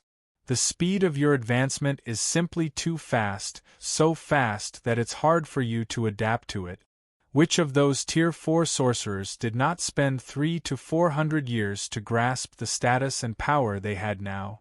But you've been fighting, you don't even have time to breathe. The Crimson family is the same as you. They are too young among the Tier 4 players. He was so young that he was lacking in all aspects, unable to match up to his current status and identity. Do you know? Ever since the Crimson family became a Tier 4 faction, countless magi have been waiting outside your door to meet you. Countless families and organizations have tried to join you, and many large organizations have tried to form an alliance with you. Hearing Alice's question, Grimm shook his head blankly. Yang Ling had been hiding in the Flame Monarch's wizard pagoda over the past few days to recuperate from his injuries. He also organized the treasures and resources he brought back from the otherworld. To be honest, he had never asked about the family's internal affairs, nor did he know how they were progressing. In his heart, as long as they had a Tier 4 sorcerer like him watching over them, the Crimson family would only prosper, and no one would dare to cause trouble for them. Alice raised her head and saw Grimm's blank expression, and could not help but chuckle. Due to your prestige, those disciples and trusted aides under you don't dare to bother you with these complicated matters. But have you ever thought that the Crimson family's foundation is still too thin? Not to mention the others, the Magi who come to discuss matters of cooperation between the family are all Tier 2 or Tier 3 Magi. Your disciples and trusted aides are only at the beginning and middle stages of Tier 2. Can you imagine how much pressure they have to endure to negotiate with others with such strength? Grimm listened attentively, and began to ponder silently. The current Crimson family was just like Grimm, a little too full of themselves. This was not referring to their mentality, but their overall strength. Even though the Crimson family had produced a famous Tier 4 magus like Grimm, they had yet to nurture a Tier 3 member to be the backbone of the family. Up until now, the Crimson family only had Alice, Mary, Soros, Ollie, and the alien brain Gaz Lo. Alice was the leader of the Destiny Witches, and naturally could not stay in the Crimson family to watch over them. Mary and Soros were vampires, and had recently barged into the Hyzen plane to help the Crimson family expand their territory. Ollie was a dragon devourer, and could only be considered a Tier 3 guest of the Crimson family. She was not willing to participate in the family's internal affairs. As for the remaining alien brain Gaz Lo, Grimm had sent him to the Exodar camp to help the Crimson family expand the foreign market. With this, there was not a single core Tier 3 magus that could stay in the family and intimidate the outside world. This meant that the Crimson family, a large family that had just risen to Tier 4, had actually sent out a bunch of Tier 2 Magi to keep up appearances. Although Grimm wasn't willing to belittle the efforts and achievements of Merrill and Gargamel, it was true that the two of them weren't strong enough to hold the fort. This would cause the Crimson family to invisibly lose a lot of benefit. After all, the leaders of the Magus family and organizations that came to negotiate were mostly Tier 3 Magi. Naturally, they were extremely unwilling to lower their status and bargain with a few Tier 2 Magi. Based on the information and resource exchange that they had discussed, even the slightest fluctuation of interest would add up to a considerable loss. Hence, it was imperative to increase the overall strength of the family as soon as possible. Merrill was his disciple, and she also had the Fire Dragon bloodline. If Grimm was biased and took care of her, with a large amount of resources, there was a high chance she could reach Tier 3. However, Tier 3 was the limit of her potential, and it would be extremely difficult for her to improve any further. Gargamel's talent was even worse than Merrill's, and his potential was only at Tier 2. In some heartless families, there was no way they would spend so much effort on a useless magus like the Gargamel. To those Tier 4 organizations, Magi without the potential to reach Tier 3 were not worth nurturing. It was also impossible to become a core magus of a Tier 4 organization without the potential to reach Tier 4. Of course, having potential did not mean that one would definitely succeed. However, without potential, there was no hope of success. Hence, now that Grimm was the head of the Crimson family, he had to consider a replacement for Gargamel. This was not being cruel, nor was he burning the bridge after crossing it, but it was a necessity of reality. Of course, out of personal feelings, Grimm could also think of ways to increase Gargamel's potential. However, the resources and effort spent on Gargamel alone would be enough for the Crimson family to nurture 2 or 3 Magi of the same rank. Therefore, Grimm had to consider how he should make his choice. Do you think there's any value in nurturing Gargamel? It was because Grimm was thinking deeply about this question that he couldn't help but ask. Alice closed her eyes and thought for a moment. She then opened her eyes and stared at Grimm's black pupils, smiling. His potential has been exhausted. Although he is loyal and talented, his individual strength is still a problem. With his age, if the Crimson family was still a Tier 3 organization, he would have no problem serving for another 200 or 300 years. However, he is clearly not suitable as a core magus of a Tier 4 organization. You mean to replace him? Grimm's brows unknowingly furrowed. Alice stretched out her hands and smoothed out Grimm's furrowed brows, smiling faintly. Gargamel has served you faithfully for more than 100 years. Do you really think you can replace him just like that? Besides, the current structure of the central continent was built by Gargamel himself. If you replace an outsider, there will definitely be a huge upheaval within the family. Then what do you mean? Grimm was a little confused. Of course we have to replace him. However, the person we replace still needs to take into consideration the feelings of Gargamel and his subsidiary organizations, so that they will not panic and shake the foundation of the family. Do you understand who it is now? You mean her? She's still a little girl. Can she handle this situation? Grimm instantly understood Alice's meaning, but he still felt a little hesitant. You've been running around all these years and have barely managed the internal affairs of the family properly. Naturally, you don't know how much that little girl has improved. Alice pursed her lips and smiled. I'm afraid you still don't know. That little girl is already a high-grade 2 magus, and she's already 143 years old.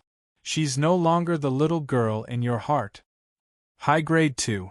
Doesn't that mean her rank is even higher than Meryl's? Grimm could not help but feel a little shocked. That's right.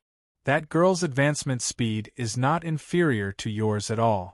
I never thought that a wandering magus like Gargamel would have such a talented daughter. If you promote Amelia, not only will Gargamel not hate you, he'll be even more grateful. All these years, Gargamel and Ava have placed almost all of their efforts on Amelia. Amelia also worked hard enough. A considerable part of the situation that Gargamel had established in the Alovis region over the years was due to Amelia's efforts. Gargamel's subordinates are also extremely loyal to her. Amelia's background is a little strange. Grimm was still a little hesitant. What's the impact? Isn't it just fusing with a part of the Spore Princess soul?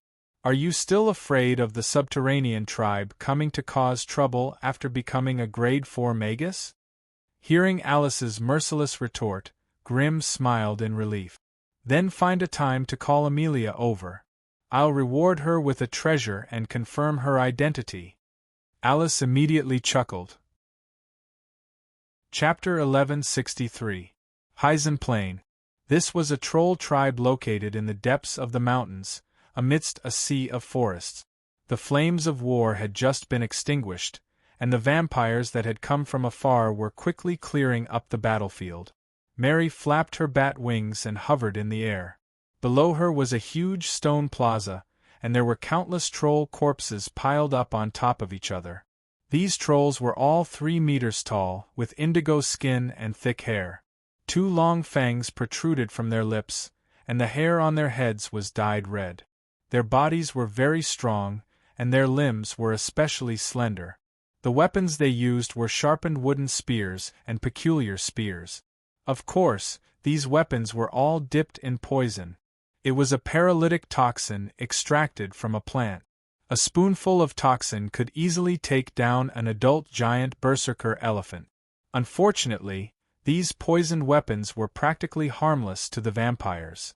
Mary floated in midair and casually tossed down a completely withered troll warrior's corpse. She wiped away a trace of green blood from the corner of her mouth and began to slowly scan the lifeless troll camp. The wounds on her body also began to close and heal slowly under the influence of the dense blood aura. In order to quickly destroy this group of trolls, Mary and Soros had directly charged into the troll camp at the start of the battle. Then, in an almost humiliating manner, they chopped down the statue of the feather goddess that had been erected in the center of the stone plaza. This time, they had thoroughly enraged the entire troll tribe. All of the trolls, whether they were professional troll warriors or ordinary troll women and children, seemed to have gone mad as they drilled out of their wooden houses, sheds, and grass nests, madly attacking the two of them. Mary and Soros stood in the center of the stone plaza, enduring wave after wave of crazed trolls' attacks. As for the vampires that they had brought with them, they were scattered in all directions, hiding in dark corners and quickly eliminating the trolls that were left alone. Ordinary vampires were still too weak. Their thin bodies could not support the thick and heavy metal armor, so all the vampires wore some smooth silk robes in order not to affect their agility. This kind of clothing was obviously unable to withstand the powerful attacks of the trolls. So in order to reduce the casualties of the vampires, Mary, the Blood Lord, had to personally go into battle. She brought Soros with her to attract the attention of all the trolls. After all, Mary and Soros had already reached Tier 3. They possessed the strange lifesteal ability, which allowed them to absorb a portion of their enemy's blood. This also allowed them to possess almost limitless battle energy. Even so, the trolls' sharp spears and the whistling metal spears still caused the two of them to be riddled with scars, and their injuries were constantly piling up. What was most difficult to deal with about the giant demons wasn't their powerful physique, but their tenacious vitality. Whether it was a severed limb or a large hole in the chest, as long as the head was not chopped off, they could continue to attack ferociously. In terms of overall quality, adult trolls, regardless of gender, were all qualified warriors. Their physique had already reached the standard of a Tier 1 creature. Coupled with their spirit of fighting without regard for their own safety, their strength was not inferior to that of a Tier 2 creature. Even the old, weak women and children, who were slightly weaker, had extremely strong offensive capabilities and combat skills. If they were to scatter into the forest and engage in guerrilla warfare, it would be difficult to wipe them out even if the vampires were to expand their forces tenfold. So, in order to deal with the 300 trolls in one go, Mary could only use herself as bait to tie the enemies down in the middle of the camp. After a bloody battle, Mary's body was covered in countless wounds. Looking at her tall and slender body, one could see horrifying scars that looked like the mouth of a baby. Her skin had also turned purple, and it was obvious that there was too much terrifying poison accumulated on it. Even so, Mary still relied on the bee-stinger dagger in her hand to slay the attacking trolls on the spot. Exchanging wounds, exchanging blood for blood, Mary's attacks had always been simple and direct, and the effects were shocking. In the entire troll camp, there were 183 adult troll warriors and 133 normal trolls. Of those, 207 had died directly or indirectly at Mary's hands. Especially the troll chief, who was at the middle of the grade 2, it had pierced Mary's chest with its spear, sending chills down her spine. However, its attack had completely enraged the Blood Queen Mary. Mary did not chop off its head, nor did she stab its heart. Instead, she used her swift movements and violent attacks to completely bleed it out. That once incomparably arrogant troll chieftain had bled to death. Its blood was not wasted either. Mary absorbed it with her blood-colored halo and turned it into terrifying blood sorcery, which she tossed onto the troll warriors. Blood draw technique, blood berserk, blood spear, blood boil technique, blood flow reversal. As a pinnacle grade 3 vampire sorcerer, Mary had combined blood energy and bizarre sorcery to create a series of blood sorcery, each of which had terrifying battle prowess. Moreover, as the Blood Lord of all Blood Knights and Blood Elves, Mary could also bestow these blood sorcery to her subordinates. This also increased the combat power of the vampire sorcerers. After all, if they only relied on their instincts to fight, they would always be a group of vampires rejected by the sorcerer community.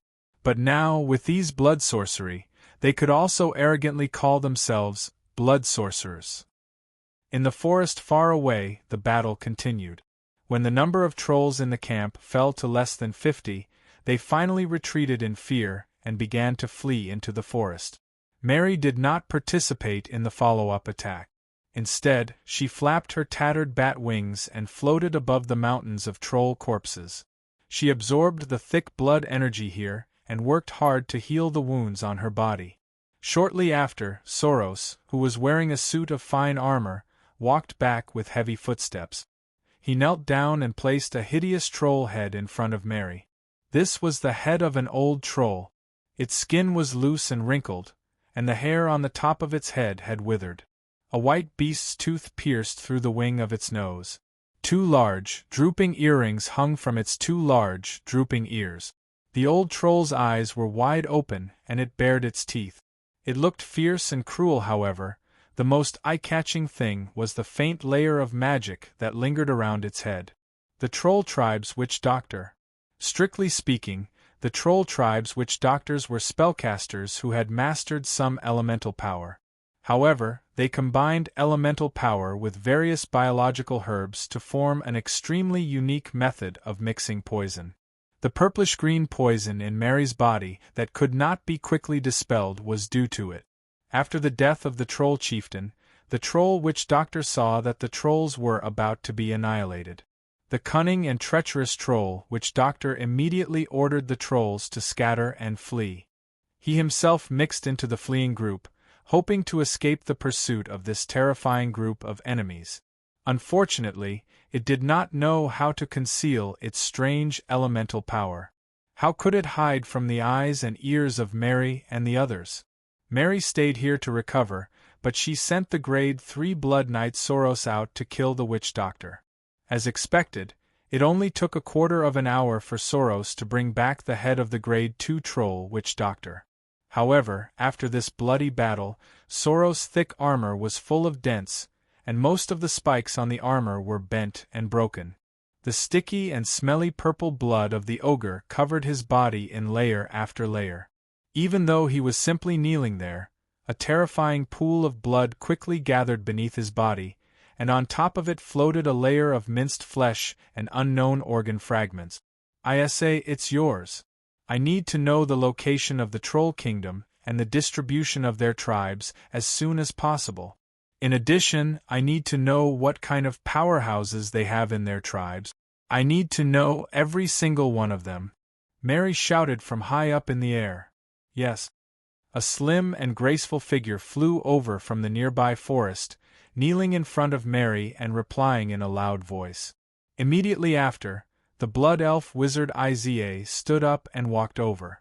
She held up the old Troll Witch Doctor's head and kissed it fiercely on its ferocious mouth. A sinister and crazed expression appeared on her dainty, flower-like face. Come, come. Your blood, your life, your soul. Everything belongs to me. Become one with me, and you will be reborn. With a series of hair-raising murmurs, the old Troll Witch Doctor, who was supposed to be dead, suddenly opened her mouth and howled crazily. Her old and ugly face was filled with unconcealable fear and cowardice. When the Blood Elf Wizard Isa sucked in a deep breath, countless pale green fluorescent lights drilled out of the old Troll Witch Doctor's head, quickly entering Isa's delicate red lips like tired birds returning to the forest. Evil wizards, you will suffer the wrath of the Lord Feather God.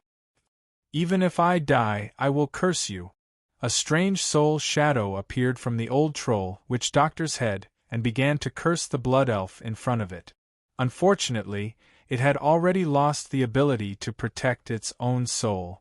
It could only howl crazily as it turned into a firefly and was devoured.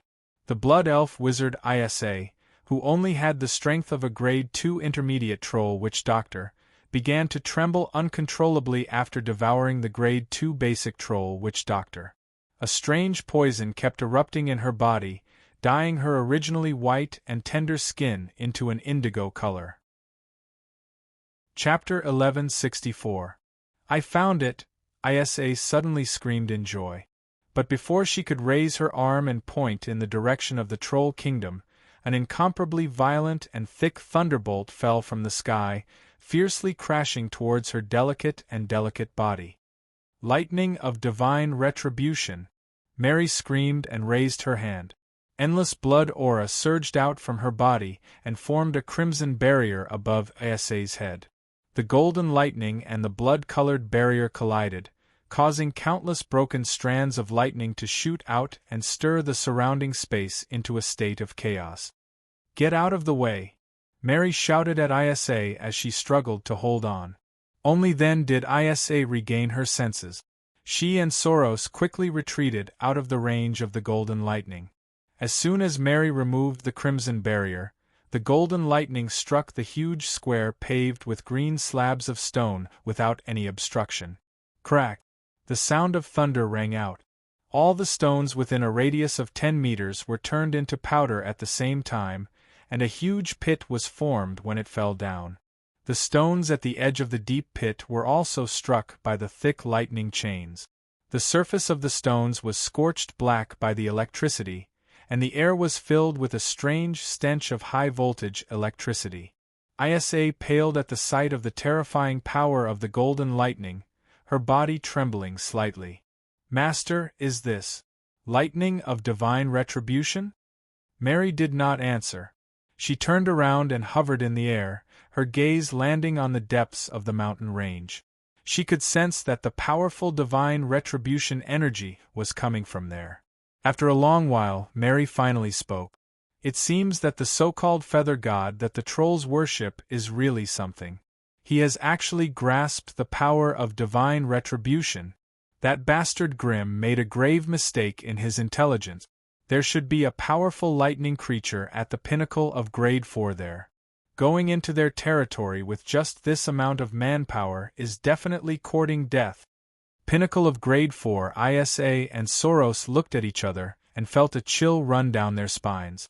Regardless of whether Mary's guess was right or wrong, a creature of this level was not something their team could afford to provoke. If they were to encounter such an enemy, apart from Mary, the rest of the team would have no choice but to fight to the death. Hence, they could not help but feel nervous. "Where's the old fox? Call him over. We need to reconsider our itinerary." Upon hearing Mary's summon, the old fox, Venlier, who was dressed in luxurious noble attire, flew out from the team and bowed respectfully. "Old fox, what do you think of what just happened?" Mary slowly lowered her body, a pair of blood-red crystal heels lightly tapping on the ground. "Master, maybe the situation isn't as bad as we thought?" The old fox, Venlier, was still as cunning as ever. "Oh? What did he say?" According to the troll race's lifestyle and animism, the so-called feather god they worship is only a totem god at best. These totem gods are worlds apart from the gods of belief in the world of God. They are usually called false gods. "What's the difference?" Mary asked with a frown. Although she was a peak grade 3 blood Kaiser, she was only good at fighting and killing. She was too lazy to memorize and organize the basic witchcraft knowledge. Therefore, when faced with such a professional problem, she could only rely on Wenlier and other vampire subordinates who had taken the path of a scholar. "Master, totem gods and gods of belief walk two completely different paths. Totem gods are more commonly found in some barbaric races or tribes. These barbaric creatures will proactively worship some powerful beings in order to obtain more power. It's just that they believe in some powerful monsters of the natural world, or some warriors or kings of some tribes. In order to obtain power, they usually carve their primitive beliefs on flags, totem poles, or some special items. Then, they pray day and night. Every time they complete a large-scale hunt or massacre, they will carry out a blood sacrifice. As time passes, the power of their beliefs will gather on the totem items, forming the so-called totem god." "You mean that the feather god that the troll race worships is illusory? Just an amalgamation of the power of belief?" Mary could not help but ask. "Not necessarily." The old fox, Venlier, frowned and thought hard. "There are also many primitive tribes that worship some powerful natural monsters and worship them as their god.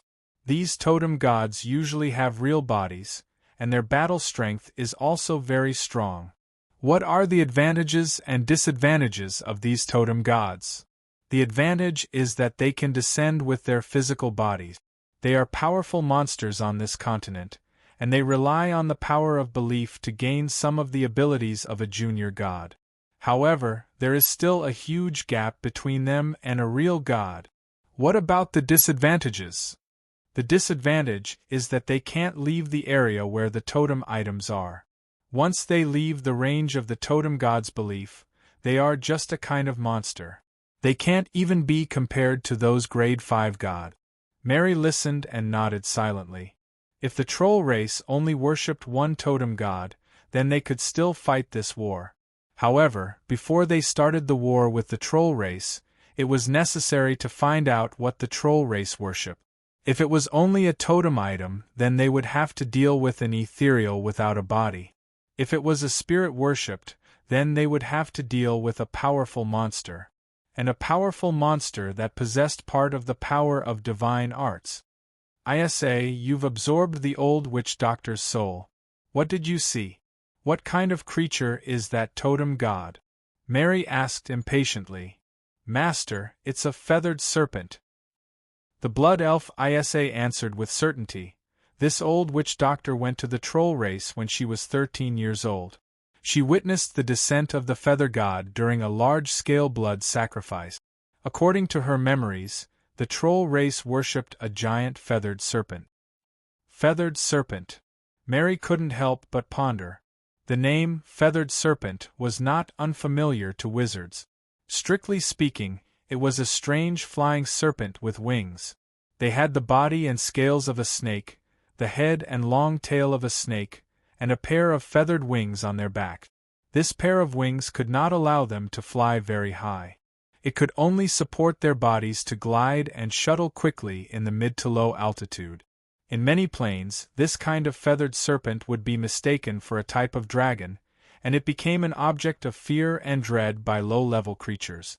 Most feathered serpents were lightning type, but there were also some that could breathe fire or ice. Combining all the information, Mary could basically determine that the feather god worshipped by the troll race in the Hyzen Plain was a lightning-type feathered serpent at the peak of grade 4. Of course, this was the strength of the feather god after it had been blessed by the faith of the totem. If Mary and the others could break the blessing of faith, the feather god's strength would definitely drop to its true level. As for what level it would drop to, no one knew. After all, only the troll leaders knew the true face of the feather god. It was already commendable for someone like the old witch doctor to go to the kingdom to peek at the feather god from afar. The feather god was indeed powerful, but Mary and the others weren't rookies. They had the support of the Crimson family, as well as the powerful and complicated wizard system. As long as one was willing to use their brains, there were many ways to deal with a false god from a barbaric country in a secondary plane. However, no matter what kind of faith they had to deal with, it was necessary to weaken the foundation of their faith. Hence, at Mary's command, the entire vampire team entered the forest and rushed towards the nearby troll tribe. Wizard World, Northern Lands. The Tower of Destiny. An unusually grand astrology ceremony had just ended. The entire upper level of the Tower of Destiny was surrounded by colorful starlight, making the lonely and desolate Dragonbone wasteland look colorful. Many powerful monsters were hidden in the wilderness, secretly absorbing the strange energy emitted by the Tower of Destiny, and in turn, propelled themselves to mutate and strengthen. Inside the astrology hall, groups of apprentices were led out by the Witches of Destiny in an orderly manner. The hall gradually quieted down. Alice stood in the middle of the hall with her back facing the entrance. She waved her hands continuously, guiding the power of the stars to gather on the astrology platform. Slowly, the power condensed into a naked, beautiful woman. After the woman's body took shape, Alice took out a soul-gathering crystal from her pocket, raised it in front of her face, and blew on it. A hazy, illusory figure of a human girl flew out of the crystal and quickly merged into the body of the beautiful woman formed by the power of the stars. The moment her soul merged with the new body, An incomparably dazzling beam of light burst out of the body, illuminating the entire astrology hall and the entire Dragonbone wasteland. A surge of surging destiny energy traversed the distant void and poured into the beautiful girl's body. In the next moment, the beautiful girl's long eyelashes fluttered, and she finally opened her eyes. The moment the young lady opened her eyes, the entire sorcerer world seemed to feel the surging power of destiny, and also the instinctive joy of the plane's consciousness. The heaven and earth trembled, and strange ripples of laws spread through the void. The powerful wizards who had grasped the power of laws couldn't help but open their doors and windows, silently observing and feeling the unique aura of power. Son of the Plane. What the hell is this? When did the wizard world have a son of the plane? Is the wizard world going to change? Chapter 1165. Lucia woke up in a trance and blurriness. When she opened her eyes, the first thing she saw was the beautiful ribbons of light drifting all over the world. These ribbons of light intertwined and danced under the dark and deep sky, shuttling and flowing freely. It was like a poem or a dream, like a song or a fantasy, almost making people feel like they were in a completely dreamy and strange world. Lucia's consciousness was reluctant to wake up, and she just stared blankly at these ribbons of light that were constantly changing colors and shapes. Unknowingly, a tear rolled down from the corner of her eye, because she sensed a trace of familiar maternal aura from these ribbons of light. And as her consciousness emerged, this trace of familiar aura was still slowly dissipating, as if a kind mother was snuggling up to her dear child and saying goodbye. That warmth, that aura, that feeling always lingered in Lucia's heart, making her unable to forget it for a long time. The Morian plane was destroyed after a long time. Lucia slowly climbed up from the stone platform, and her gaze fell on a beautiful woman draped in a purple starry robe. This was an unforgettable beauty. She had long silver hair as soft and silky as satin, and her face was unusually soft and quiet, but the pair of blue eyes in her long and narrow phoenix eyes gave people an unusually enchanting and mysterious feeling.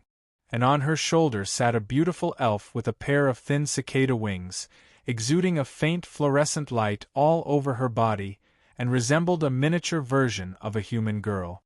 When Lucia's eyes fell on the little elf, the other party was also tilting her head, biting her fingertips, and looking at her curiously.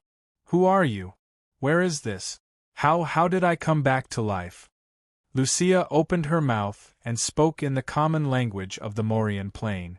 Obviously, Alice and little Helen didn't understand what he was saying. Alice smiled faintly, raised her hand, and a small star flew out of the ribbons of light and disappeared into Lucia's body.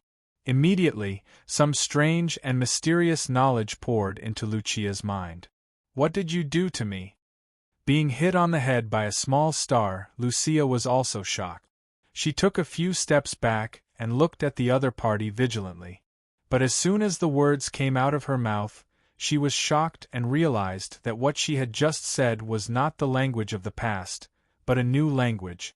In the bottom of her heart, an answer emerged on its own. The common language of the sorcerer's world. She had just spoken the common language of the sorcerer's world. Then, this was naturally the sorcerer's world. However, when Lucia suddenly realized this, endless fragments of knowledge suddenly rolled out from the depths of her mind, and instantly drowned her weak soul fire. Lucia covered her ears, held her head, and squatted on the ground, looking up and screaming miserably. Therefore, at this moment, the talent and potential of this beautiful girl named Lucia was absolutely superior to any genius in the sorcerer's world. Why did the original consciousness of the sorcerer's world create such a pervert with her own hands? At this moment, not to mention Lucia, even Alice was a little confused. "It's good that you understand," Alice said calmly. "I resurrected you in order to use your identity to abduct a part of the power of fate of the Morian plane before its destruction. Now, the power of fate is in my hands, so you don't have to thank me, and don't have to feel guilty about it. We are even." It seemed that she did not expect Alice to admit everything so straightforwardly. Lucia was stunned for a moment, and finally looked at Alice and said, "Thank you. Since you have brought me such great benefits, I will naturally not treat you unfairly. How about this? You can be regarded as my disciple in name, but I will not interfere with what you want to do in the future. You can browse the books in my wizard's pagoda at will, and you can use the resources in my wizard's pagoda at will. In short, everything here is open to you." The other party had put forward such generous conditions, and Lucia was not a stubborn person who would not turn back until she hit the wall. After a simple contemplation, she nodded and agreed. After reaching an agreement, Alice waved her hand again, and a massive amount of magical energy gathered on Lucia's body, condensing into an exquisite and unique purple robe, covering her beautiful and flawless body. Materialization of elemental energy. Lucia bit her lip enviously. In her mind, there was suddenly a lot of inexplicable strange knowledge and strange experiences, giving her a little understanding of the workings of this world. But limited by this simple and crude body, most of the content was a little too advanced for her, and it was not something that this body of her current level could bear. Therefore, to be able to have a shelter, to be able to have a place to grow up in peace, to her, was already very precious.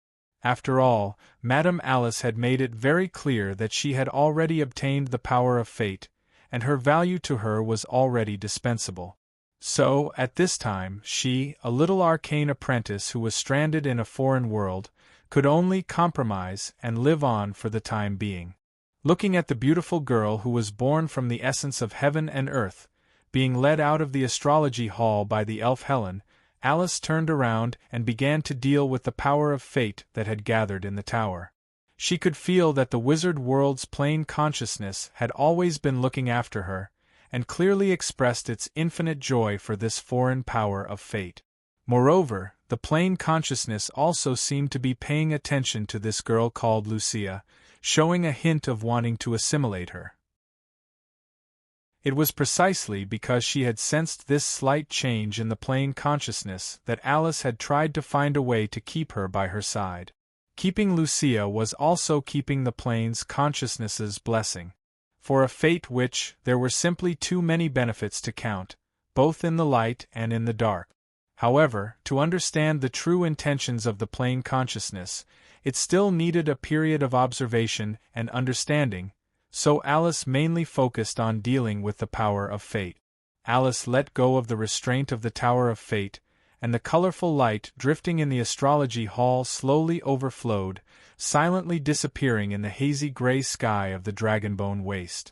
It was as if a crack had suddenly been poked in the sky, and a ray of warm and soft sunlight penetrated through the gloomy clouds above the Dragonbone Waste, pouring endless light and heat, as well as a good mood, onto the Tower of Fate. The whole Tower of Fate gently trembled, bathed in the sunlight, and reflected a dazzling light in all directions. Along with the arrival of the sunlight, in addition to the warm feeling, there was also an indescribable and wonderful feeling. All individuals in the Tower of Fate, whether they were witch apprentices or official witches of fate, felt their spirits slowly growing, and their soul consciousness floating in the wonderful ocean. Almost at the same time, many witches in the Tower of Fate directly leveled up, and more fate apprentices also deeply understood the existence of the power of fate. With this understanding, they only needed to experience a period of spiritual accumulation, and the road to promotion to official destiny witches would be smooth. Violent Witch Sophia leveled up, Level 2 Ice Witch Cheval leveled up, Level 2 Shamansa leveled up, Level 2. Chapter 1166. News of Alice's advancement to Level 4 spread throughout the northern lands in an instant. The ordinary citizens did not know the inside story and were naturally elated, cheering and excited for the northern lands to grow stronger by the day. However, the other witch factions seemed to be somewhat stunned and astonished. In the past, even though the Destiny Witches had regained their inheritance, the battle for fate had continued. The situation was still treacherous and unpredictable, and there was unrest within the family. However, the extremely obvious favor of fate had instantly swept away the haze on the heads of the Destiny Witches. Not only had Alice advanced to level 4, she had also benefited all the Destiny Witches and apprentices, allowing everyone to share in the unexpected favor of fate. From this moment onwards, the Destiny Witches could be considered to have truly risen. There was now a beautiful garland of favored by fate above their heads. Even though the various witch factions had mixed feelings, they still had to consider their unity and friendship on the surface. Hence, there was an endless stream of teams sent to the Tower of Destiny to congratulate her, almost blocking the path to the Dragonbone Wilderness. In an instant, the reputation of the Destiny Witches soared, and they became the most popular branch of the Northern Witches. The Crimson Wings. The headquarters of the Crimson family was located in the Alovis region. This was a large city with a population of 100,000. In the center of the city, the tall wizard's pagoda represented the limitless authority of the Crimson family. At least in the Alovis region and the surrounding regions, the Crimson family had become a colossus. They were rapidly expanding and expanding with vigor that other wizard families did not have. In the spacious wizard hall on the 7th level of the tower, Amelia was anxiously and busily dealing with family matters that came from all directions. The current Crimson family was no longer the small local force that only had a few territories and resided in a secluded area. Ever since the family had produced a popular level 4 magus, the number of magi in the Crimson family and the size of their territory had been continuously expanding. According to incomplete statistics, the current Crimson family controlled 1 large and 2 small human kingdoms, 172 territories of various sizes, 109 resource points of various types, 215 human cities of various sizes, as well as countless villages, manors, and ancient castles. With such a huge amount of resources, one could imagine how much effort one had to put in to completely control it. Usually, Gargamel was responsible for these mundane affairs, but during this time, the family has been preparing for the grand wedding banquet of the Patriarch, so Amelia had to leave the meditation room to support this big situation for her father. A few crimson sorcerers in wizard robes stood in front of the large white wooden table, reporting the situation to Amelia one after another.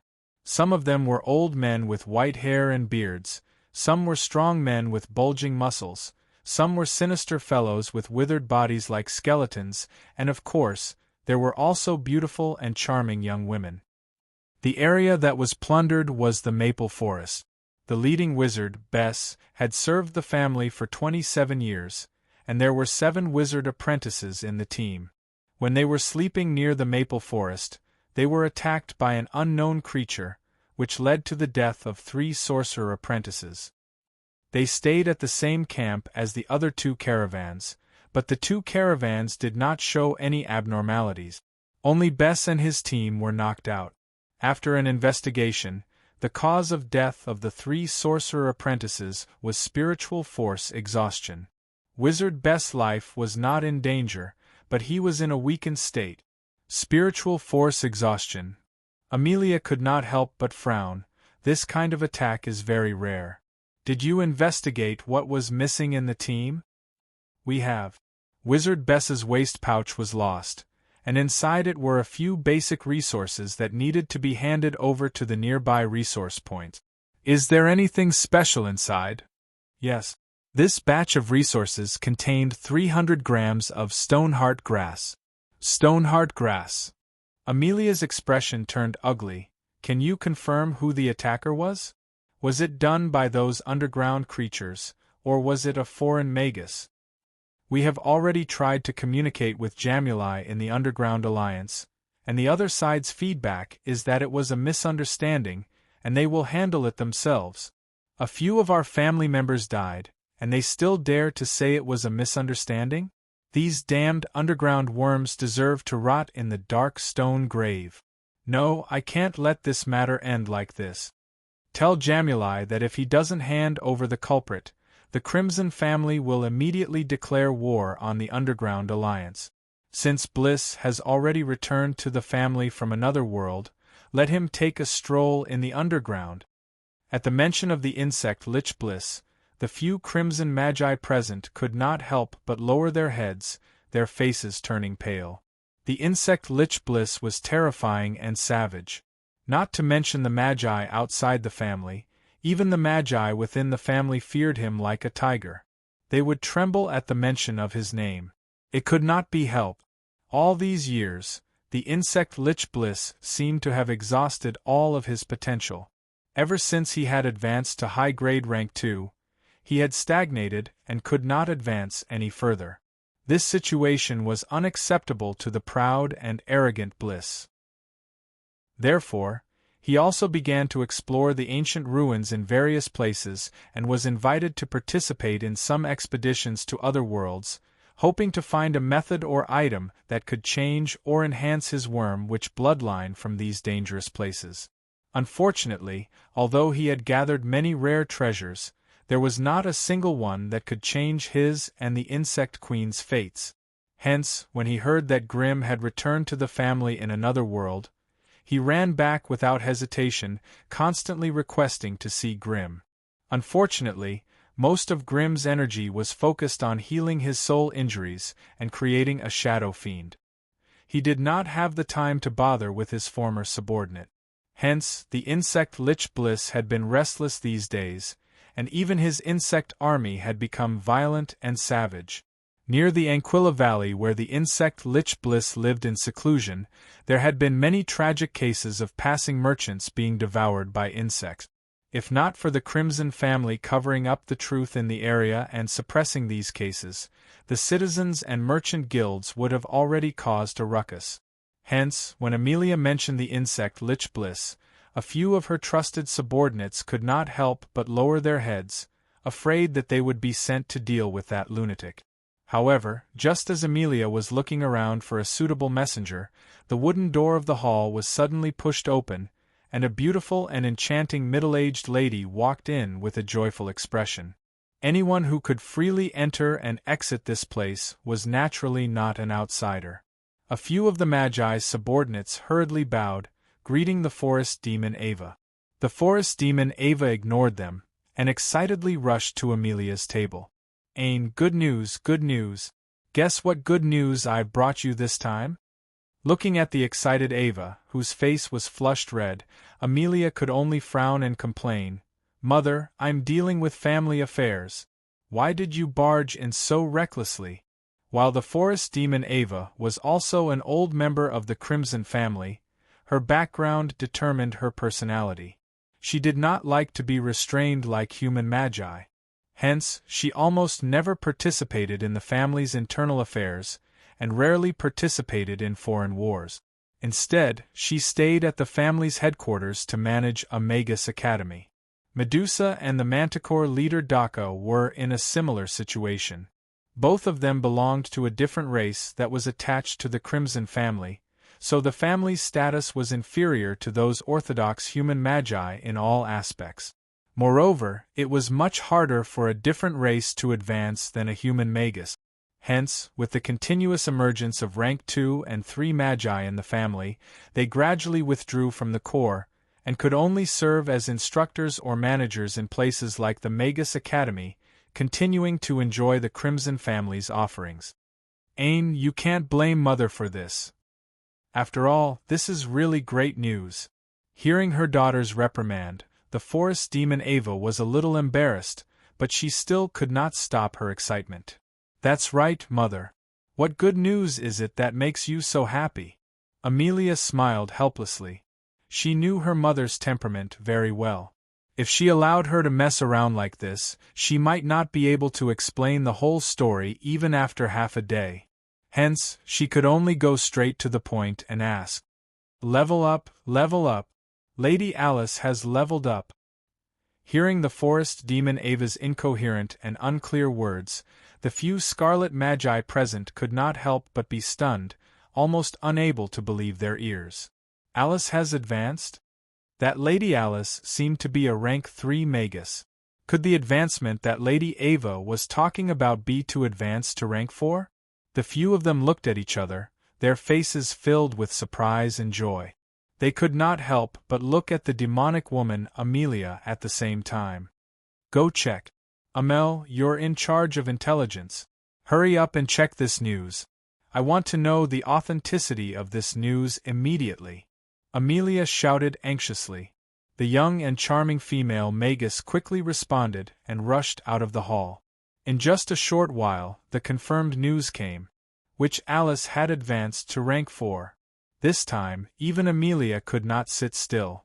She anxiously paced back and forth in the hall, her mouth still muttering incessantly. Sister Alice has advanced to rank 4 so quickly. I have to go congratulate her immediately. I have to go congratulate her immediately. That's right, what gift should I bring? Kingwell, go to warehouse 7 and bring the pair of elven earrings that just entered the warehouse. Sister should like that style. Corinne, go and get all the resources that have been handed in this year, then come with me to the Tower of Destiny. Mother, quickly call Father back. I'm going to the north now.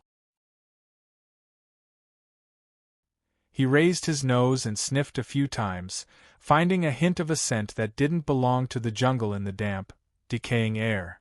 An outsider Gangder drew the wooden spear from his back, holding it in his left hand, and then took out 2 poisoned spears made of strange metal from his waist. He carefully and cautiously followed the direction of the aura, moving forward bit by bit. There were no footprints on the ground, and the crisscrossing branches and vines didn't show any signs of being hacked. The special aura that remained in the forest was so thin that it was astonishing. From these circumstances, it could be determined that the intruders it was tracking were some fellows who were extremely proficient in jungle warfare. However, as a troll hunter, it was the master of this jungle. That was why it didn't feel the slightest bit of fear towards the upcoming battle, and instead felt a bit eager. Gangder slowly moved forward in the jungle. Its vigilant gaze continuously scanned all places where enemies could be hiding, but it didn't discover anything. However, the slight prickling of its skin clearly indicated that there were some enemies spying on it in a hidden and mysterious manner, just that it was difficult to distinguish their locations. Gangder narrowed its eyes, becoming more and more cautious. The jungle had become quiet at an unknown time, and the sounds of birds and insects that it was used to had already disappeared without a trace. The entire world was deathly silent. However, just as Gangder was at a loss for what to do, there was suddenly a soft pitter-patter from the depths of the jungle. A strange creature on a strange mount suddenly appeared in front of it. Gangder swept its gaze over, its heart trembling. What a terrifying monster it was! The one who came was a human boy with dark green skin, his entire body covered in strange patterns. At this moment, he was sitting on the body of an exotic beast that looked like a skinned toad, staring coldly at him with a pair of pale green eyes. Behind him, on the back of the toad beast, stood a thin, withered, ugly woman who didn't have much flesh on her body. She was also staring at it with her oily green eyes. Although he couldn't identify the other's true identity, the sinister and terrifying aura coming from her made Gangder feel 1.2 million points of enmity. Thus, Gangder didn't hesitate to attack. The 2 metal spears turned into 2 streaks of cold light, stabbing towards the 2 people on the toad beast's back. Gangder wielded a wooden spear that was over 3 meters long with both hands, directly launching a fierce charge. Faced with Gangder's attack, the ugly woman took a step forward, actually using her hands to grab the 2 metal spears. The sharp spikes on the metal spears pierced into her palms, infecting them with a strange poison. The ugly woman seemed to be completely unaware of the damage to her body, and was even more unafraid of the so-called poison. Chapter 1168. Enemy discovered. As soon as they received this information, the troll army that was still 70 miles behind them immediately quickened their pace. Green-colored silhouettes shuttled back and forth in the dense forest, running at full speed, causing the entire forest to be alarmed and uneasy. Those jungle creatures, be they carnivores or herbivores, all tucked their tails between their legs and hid in their nests, whimpering and shivering. None of them dared to come out to investigate the situation. With a clear target, the troll army moved at an astonishing speed. In less than half an hour, the leading troll leaders arrived at a clearing in the forest, and saw the troll hunter that was shrouded in yellow and green smoke. The other party was already on the verge of death, lying on a withered patch of grass, his body bent into a ball and coughing violently. And the purplish-black blood it coughed out, no matter if it landed on the verdant grass or the lush bushes, it would rise into a thick cloud of smoke. And the surrounding plants that came into contact with this cloud of smoke began to wither at a speed visible to the naked eye. Seeing this, the troll leaders couldn't help but retreat. A particularly tall and sturdy troll walked out from the crowd and shouted in a low voice, "Quick, go get Master Sanger." The troll warriors beside him received the order, and turned into the forest. Not long after, the sound of branches breaking could be heard, and a skinny and frail-looking old man, Master Sanger, appeared in front of the crowd.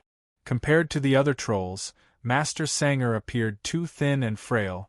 His body was already severely bent, and he was leaning on a jet-black wooden staff that was even taller than his head. The head of the staff was full of strange decorations. There were beast teeth, polished stones, but most of them were miniaturized creature skulls that were soaked in herbs. Master Sanger was a grade 2 witch doctor, and long-term exposure to all kinds of toxic substances had greatly weakened his physique. He was wrapped in an old and simple animal skin robe, and his exposed chest and face were covered with strange patterns painted with indigo paint.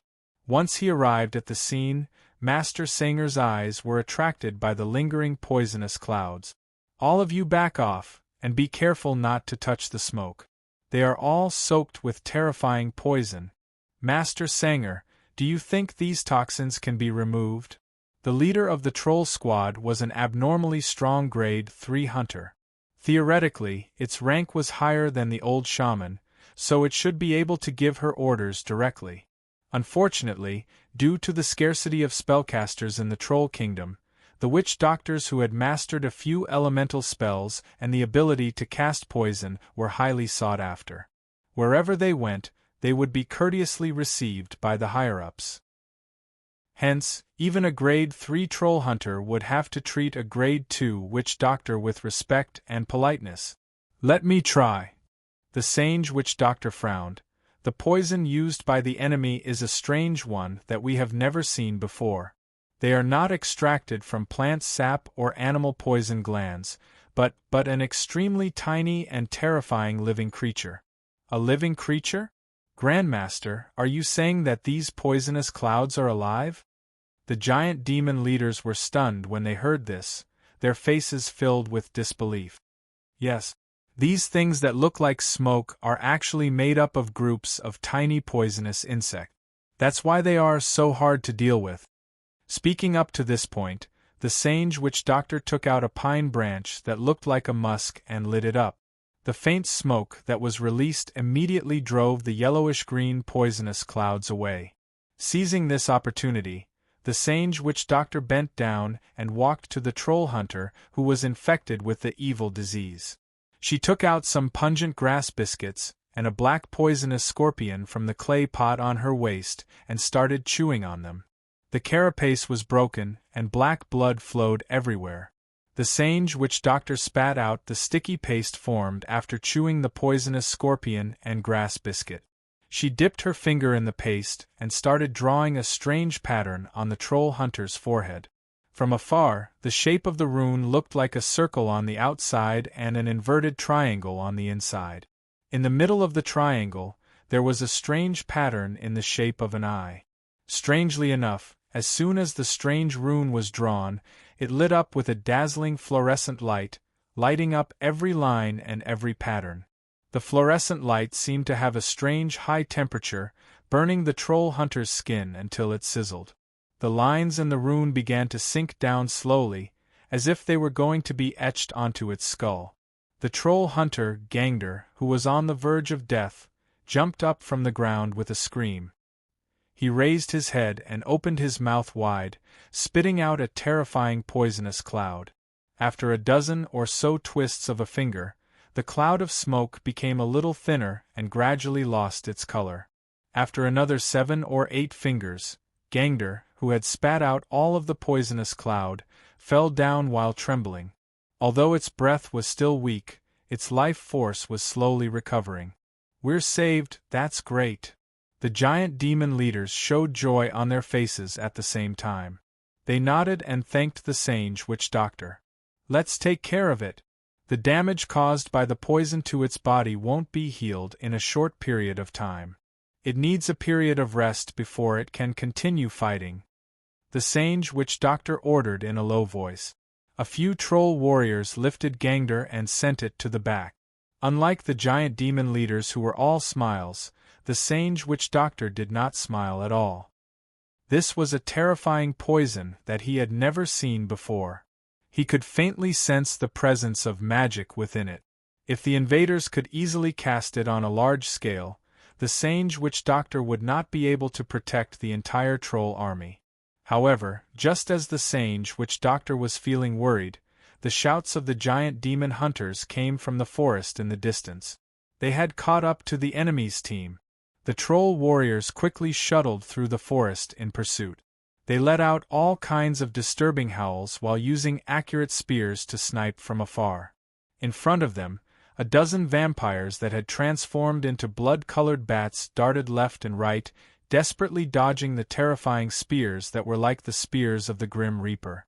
Unfortunately, no matter how crazily they fled, the number of troll warriors chasing after them increased.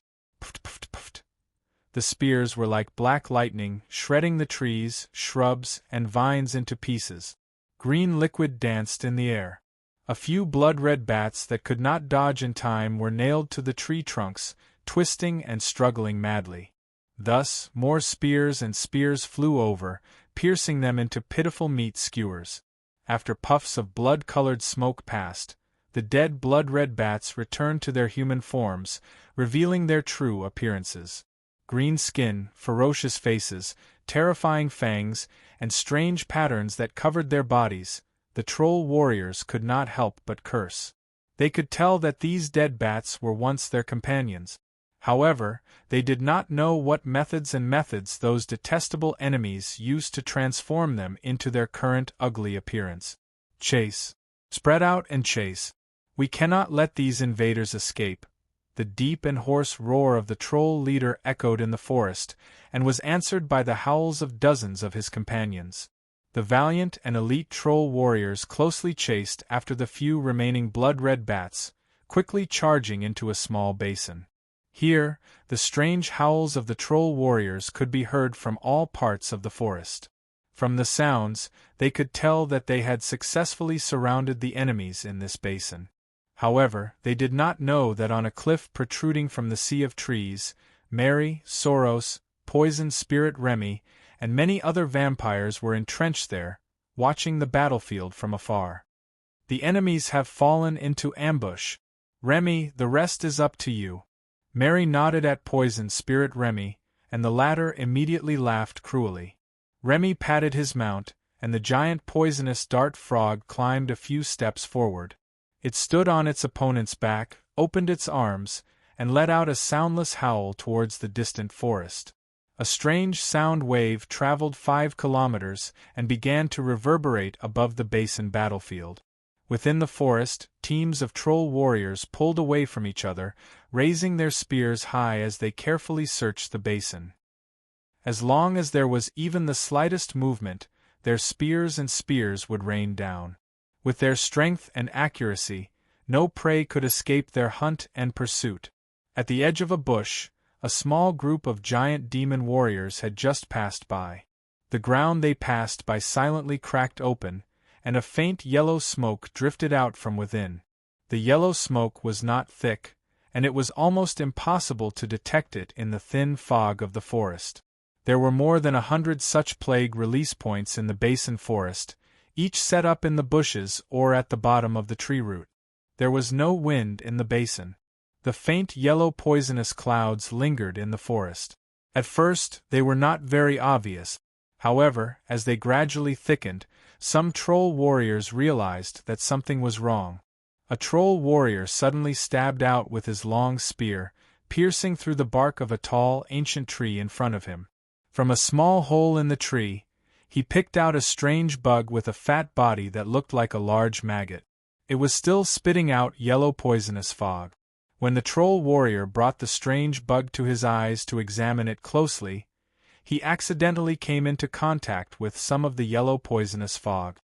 He immediately felt dizzy, and his limbs became numb and weak. Trap, this is a trap. Retreat, retreat quickly. In the next second, the troll warrior's terrified and uneasy roars echoed through the entire forest. Unfortunately, they realized it too late.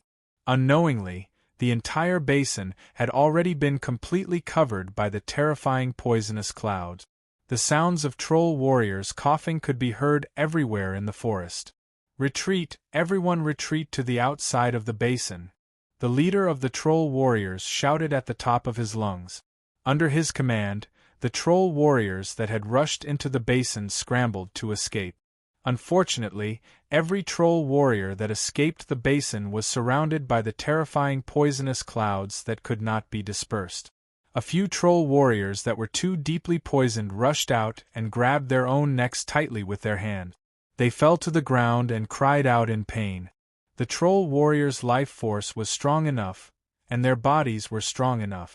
Unfortunately, facing a terrifying plague set up by the level 3 poison spirit, they still could not withstand it. Chapter 1169. A terrifying plague broke out in the forest. Although the witch doctors tried their best to save them, more than half of the troll warriors were infected by the spores. All they could do was roll on the ground and scratch their bodies until they were covered in blood. The giant demon clan wasn't a bunch of fools. Although they weren't as smart as human wizards, they were still the rulers of the Hyzen Plain. Through a variety of tests, they finally discovered some flaws or shortcomings of the poisonous cloud. They were afraid of fire. The poison cloud wasn't inanimate, but a living organism made up of billions of tiny plague bacteria. That was why they were afraid of fire. After discovering this, the trolls immediately lit up torches and began to use the flames to burn the lingering poisonous clouds. Sure enough, as the flames surged past, the poisonous plague cloud emitted tiny crackling sounds of explosions. Most of the poison cloud was incinerated by the flames, but the infected trolls couldn't be incinerated like that. Thus, the troll leader could only gather them in a clearing in the forest and order the witch doctors to treat them as soon as possible. In order to save their companions, more than 20 troll witch doctors gathered together. They set up a huge iron pot in the middle of the clearing and quickly boiled a medicine that could expel the plague. They wore strange clothes, and their faces and bodies were smeared with strange patterns. They nervously danced around the iron pot and threw all kinds of mysterious herbs into it. Steam rose from the boiling soup, and a terrible, pungent, choking smell wantonly filled the forest. But one had to say, this witch doctor's method, which was filled with primitive and ignorant aura, really did have a certain effect. After inhaling the smell of the medicine, the infected who were struggling in pain in the forest calmed down a little, and their cries of pain became much softer. Mary and Remy, who were hiding in the dark and observing the trolls, couldn't help but shake their heads. After all, the plague could only be used as a support in the war. It couldn't be the main focus of the war. One of the main reasons was that the true meaning of the planar war was to accumulate resources and plunder people, building a stable colonial system that could continuously transfuse blood into one's family. During this process, the native forces of the Old World could not be completely destroyed. Instead, they had to try their best to preserve them. It could be imagined that if they used the plague or other witchcraft to kill all the trolls in one go, the Crimson family would lose tens of thousands of Grade 1 slaves. Later on, whether it was the establishment of large plantations or the development of mines, a large number of strong slaves were needed. Could it be that the Crimson family would have to transport a large number of slaves from another plane to develop the Hyzen plane? The Troll army, which had an absolute advantage in terms of numbers, was in charge of defense, while the nimble and mobile vampires, led by 2 Grade 3 vampires, were in charge of attacking. Every time, under the cover of the night, Mary would lead a group of vampires to attack the temporary camps set up by the trolls, hoping to break through the encirclement and kill the few troll witch doctors who were in the way. The trolls, on the other hand, were strictly on guard. On the periphery, they set up simple tents and lit piles of bonfires. Then, they surrounded the bonfires and carried out a tight defense. Anyone who dared to appear in their line of sight would be greeted with a storm of spears. In fact, in terms of strength, the troll warriors were not weak. They could even fight in the middle of the plain in the forest. They generally had Grade 1 strength, strong bodies, and tenacious vitality. In close combat, they were not weaker than ordinary Grade 1 body-refining wizards. In close combat, they had strange wooden spears that were as hard as steel and poisoned spears. In mid-range and close-range combat, their spears were heavy and powerful, and their accuracy was extremely high. All in all, the troll race of the Hyzen plane had the potential to be excellent warriors. Once they took down this plane, the Crimson family would have a decent slave army. Night fell. The entire forest fell into a strange silence. The night wind blew, and the sound of leaves rustling against each other rose and fell like the waves crashing against the shore. And under this tranquility, who knew how many people were quietly moving, lying in ambush, and keeping their guard up on the outskirts of the troll camp, large and bright bonfires were lit. At this moment, a troll chieftain with the strength of a Grade 3 primary troll was standing alone between 2 bonfires, roaring furiously at the gloomy, dark forest. In front of and behind him, rows of wooden spears were stabbed into the ground. Hanging from his waist were 5 metal spears that clanged against each other. In the darkness of the distant forest, in the luxuriant crown of a tall ancient tree, Mary silently sized up the brave troll leader through the swaying branches. She could not help but speak. "Who knows what this bastard is yelling about?" When one first arrived in a different plane, they would look for the natives and absorb their knowledge and memories to grasp the basic situation of the plane. This was an ability that every qualified magus had to have.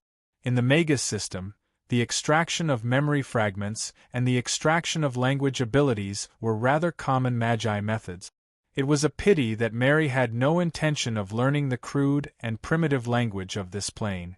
Hence, seeing the troll leader covered in red and green roaring continuously, in Mary's eyes, it was no different from a gorilla that was beating its chest and roaring angrily. Intelligent beings, they're not worthy.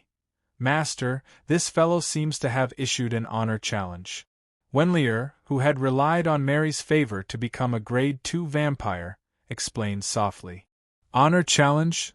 This is a strange rule in the Troll Kingdom's sacred code. Any troll noble has the right to issue an honor challenge to their enemy. This challenge is limited to both parties, and no third party is allowed to interfere. Otherwise, it will be seen as a challenge to the authority of the Quetzalcoatl. Oh! Hearing this, Mary's interest was piqued. What about the winner? The winner will have everything, and the loser will become the other party's slave. It seems like the Troll Kingdom is a society where survival of the fittest is important. Those who can occupy a high position must be the strongest individual in the group. They like to use force to determine their status. No wonder their knowledge and culture is so weak. Yes, master. The Hyzen plane only had primitive and crude hunting techniques, and there wasn't even any large-scale farming or breeding. It was no wonder that they couldn't support the height of a civilization. Look, there's a Grade 3 troll blocking the way. Should we take a detour and take a look? Mary's beautiful eyes narrowed, as if she was seriously considering something. Finally she spoke. Wenlier, if I accept this troll's challenge, do you think the Quetzalcoatl will project its power over? When she said this, Mary's eyes had already narrowed into slits, faintly emitting a chilling murderous intent that made people tremble in fear. This Master, the trolls play with faith and worship. This troll leader has reached grade 3, so he must be a famous figure in the troll kingdom. It's very likely that he can borrow the power of the Quetzalcoatl to a certain extent. If we fight with such an opponent, we might not be able to grasp the situation. So it will definitely descend? Sooner or later, we'll have to fight with that fellow. Rather than running into its nest to fight, it's better to test it out here first. You guys wait here, I'll go meet that reckless guy. Chapter 1170. Seeing that the enemy had appeared, the roaring troll leader suddenly quietened down. 50 meters behind it, countless indigo figures stood silently on top of the crude camp, watching the battlefield from afar. They had no intention of running out to help. The troll leader stood between the two bonfires, slowly stretching his body. It took off the animal skin that was half draped over its body, revealing its steel-like upper body, as well as the countless crisscrossing scars on it. It only had a pair of short leather pants left on its body. Its strong and vigorous muscles wriggled slowly, and its joints crackled continuously. On its exposed body, apart from the countless scars that represented the glory of the many battles it had fought, there were also colorful and strange patterns smeared on it. They were made up of countless twisted and colorful lines and mysterious runes, forming a strange three-dimensional tattoo. When the troll leader moved its body, and its muscles trembled slightly, a strange magical power lingered around its body. Judging from the source of the power, it came from those strange tattoos. Compared to the 3-meter-tall troll leader, Mary, who was only 1.8 meters tall, seemed petite and dainty. Mary appeared in the depths of the dense forest. She stepped lightly on the dark and deep soil, appearing in front of the troll leader in an elegant and enchanting manner. The light from the bonfire shone on her body, dyeing it with a faint golden halo. A slender waist, a tall and graceful figure, delicate and slender limbs, and a pair of bat wings that were curled up on her back. Mary stepped out of the darkness. It was difficult for the troll to see her appearance and figure clearly, but this almost perfect silhouette was enough to make all the males feel an irrepressible urge. However, the troll leader was not one of those greenhorns who had not experienced the world. Although the other party's figure was full of temptation, it could clearly see that the enchanting female who was walking gracefully towards it was overflowing with a terrifying, suffocating aura of blood. This aura of blood seemed to be tangible, and it became thicker as the other party approached. In the troll leader's eyes, the other party seemed to be wrapped in a transparent blood-colored scarf that danced with the night wind. Such a strange scene did not bring it the slightest sense of beauty. Instead, it made it feel a deep chill that seeped into its bones. If the troll leader had a brain, it would understand that this was a typical manifestation of energy. For no reason, the troll leader felt his throat go dry and a chill run down his spine. More importantly, it had a terrifying feeling of being frozen from the cruel and tyrannical battle just now. The troll leader shuddered and immediately understood that its spirit had been suppressed by the terrifying aura of blood on the other party's body. If even they were so excited and irritable, the troll leader, who was still fighting on the battlefield, became even more violent and cruel. However, under the huge gap in strength, all of his efforts and bravery were futile. If the situation continued like this, Mary could easily KO this troll leader. The price she had to pay was a little loss of blood energy and a slight injury to her flesh. These could be quickly replenished after the battle. That was why Mary could kill this seemingly powerful troll leader without suffering any losses. The reason for this was that the difference in overall strength between the two was too great. The so-called overall strength, apart from individual ranks, also included physical fitness, skill system, bloodline talent, battle techniques, and weapons and equipment. In these aspects, the troll leader's physical fitness and battle techniques could barely be classified as grade 3, but the other aspects were severely lacking. In Mary's eyes, this troll leader had Grade 2 strength, Grade 3 vitality, Grade 1 agility, and Grade 1 spirit. As for the skill system, it was almost entirely close combat killing technique. Such a method might be effective against companions who also lacked extraordinary power, but against Mary, who had extraordinary agility and strange blood witchcraft, it was like a wild boar trying to catch a monkey. She would be toyed with by the other party, but she could not do anything about it. Not only did he fail to injure Mary, but he instead became riddled with wounds. The troll leader became more and more violent and wild. He panted heavily, like a clumsy wild boar chasing after strange phantoms that could be broken with a single poke. However, its body would always inexplicably feel a stinging pain, and then a terrifying bloody wound would appear. The wounds that had been cut by the bee-sting dagger had a faint layer of blood on them. Even with the troll race's terrifying physical recovery ability, if the strange energy on these wounds wasn't expelled, it would be difficult for them to heal themselves. After fighting for half an hour, the troll leader had only used one burst of strength to leave a shallow wound on Mary's body. He himself was already drenched in blood, and his entire form looked extremely terrifying. The troll leader was already extremely furious. The blood on his body had already circulated and boiled to a certain extreme, and the ripples of power from his roars were starting to become clear. Finally, with an earth-shaking wild roar, the troll leader raised his spear to the sky, and an extremely violent golden lightning descended from the sky, striking the tip of the spear precisely. Thunder roared and electricity flowed everywhere. The dazzling lightning that filled the sky engulfed the troll leader, and it also activated the wonderful and strange magic patterns on the surface of his body. All the magic patterns lit up at the same time, making him look like a terrifying demon god wrapped in destructive lightning that could destroy the world with a wave of his hand. The trolls who were watching the battle in the camp all knelt on the ground and prayed devoutly with all their souls, welcoming the arrival of the great will of the soul. Mary originally wanted to launch a surprise attack while the troll leader was distracted. Unfortunately, the blood-red figure had just broken through the lightning when she was burned by the drifting golden lightning, and her body was numb. If she hadn't retreated in time when she sensed that something was amiss, the lightning storm that followed would have caused terrible damage to her.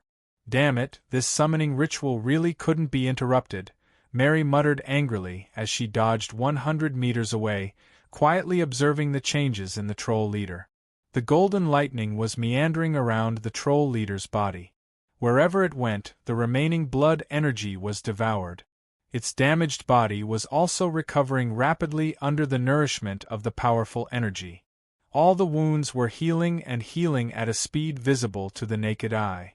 The giant demon leader's muscles swelled once again, and his bones were also stretched and elongated.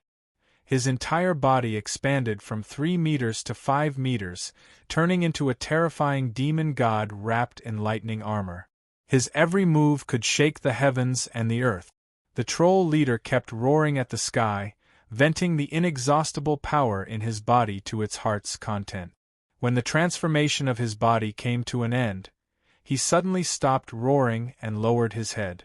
2 dazzling, ferocious eyes stared at Mary's body. Even with Mary's brutality and cruelty, she couldn't help but shudder when she saw the other party's gaze. The vigorous fighting spirit in the depths of her heart also stagnated. Feathered serpent god? Or perhaps it was just a weak trace of the Quetzalcoatl's original consciousness, as expected of the indigenous totem god of a low-level dimension.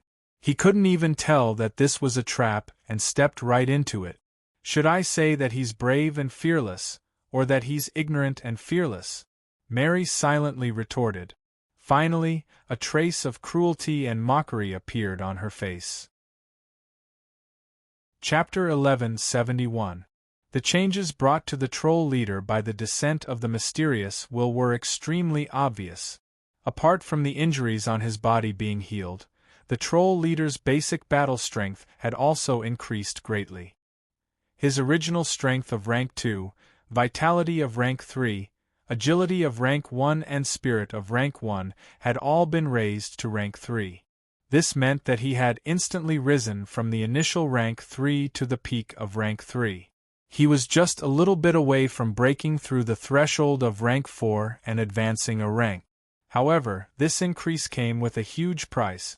After the descent, the troll leader's soul would be in a weakened state for several years due to the excessive consumption of his soul. At that time, forget about the peak of rank 3, he might even fall to rank 2. In the troll kingdom, where individual strength was the dominant factor, his status and authority would be greatly challenged. However, for a troll who was about to lose an honor challenge, there was no price he wouldn't pay. After choosing to invite the god's descent, the troll leader's overall strength immediately rose to a level that even Mary had to be careful of. The dazzling lightning surrounding the troll leader's body contained traces of mystical divine energy, possessing the terrifying might to dispel and destroy all types of energy. Furthermore, after the descent, the troll leader could channel the power of lightning into his spears, javelins and spears, causing every attack to be imbued with terrifying golden lightning. And this was the biggest threat to Mary. Mary chose to circle around the troll leader and engage in guerrilla warfare until she found a flaw in his defense before launching a swift and fierce sneak attack. With her extraordinary agility and the sharp stingers in her hands, her explosive power was enough to break through the basic defenses of most opponents of the same rank. Moreover, the troll leader was practically naked in battle. His basic defenses were all based on his thick skin, tenacious vitality, and shocking regenerative abilities. Against a fellow like this who relied on the defense of his body to neutralize his opponent's attacks, the magi that Mary represented had many methods to make him suffer. Using one's physical body to defend against witchcraft and witchcraft tools, such a method was too primitive, too inferior. The appearance of the golden lightning allowed the troll leader to have some long-range attacks, and even gave his mid-range and close-range attacks the ability to splash lightning. But in the face of Mary, who could appear and disappear unpredictably and create doppelgangers at will, the troll chief's attack was still not enough. However, the intensity of the battle had increased by 1,000 times. At the very least, the troll leader occupied 99% of the initiative in the battle. No matter where his golden spears fell, they would explode with a deafening roar. Hitting the tree, the ancient tree exploded and collapsed when it struck the ground, the earth cracked and a charred crater appeared. Even if the attack missed and the golden spear fell into the bushes, it would still cause an earth-shattering roar, electrocuting everything within a dozen meters into a pile of unrecognizable charcoal. Mary's crimson figure was forced to dodge and move around by the golden lightning. Every time, she narrowly dodged the golden spears, and then struggled in the golden lightning that exploded. The wooden javelin carried a golden thunder that possessed an extremely annoying lightning splashing ability. Once the spear was thrown, the golden lightning on the spear would scatter in all directions like water droplet. Mary might be able to avoid the attacks of the javelins, but it was difficult for her to avoid the lightning attacks that could kill everyone.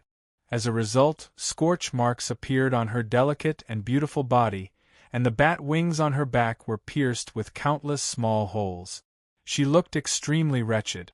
She was clearly at an absolute disadvantage on the battlefield, but her crystal-clear scarlet eyes still shone with the fervor and determination of having prey in hand. Seeing the troll leader display his invincible might and use his crazy bombardment to force the invader to the point where she could not even stand, all the troll warriors watching the battle could not help but feel their blood boil. Their will to fight blazed, and they struck the ground with their spears, producing a thunderous sound that sounded like war drums. A fierce and dangerous battle, a tyrannical aura that held life and death in its hands, was born. But just as the troll warriors were in high spirits, the situation on the battlefield suddenly changed. The situation changed so quickly that it was hard to imagine. With a sharp whistle, another golden spear flew out, drowning the crimson figure in the lightning storm that swept out. The troll leader grinned as he reached out for the next spear, but strangely, he touched nothing. The troll leader was stunned.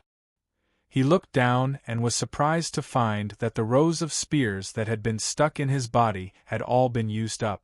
All the spears had been used up, but just as he was in a daze, the lightning storm that had exploded in the distance suddenly parted. A slender figure with a hint of blood and iron suddenly rushed out, closing in on him with lightning speed. The troll leader laughed wildly. He kicked with his left foot, and the spear that had been stuck in his side jumped into his hand. Then, he met the opponent's incoming momentum and stabbed at the opponent's lower abdomen.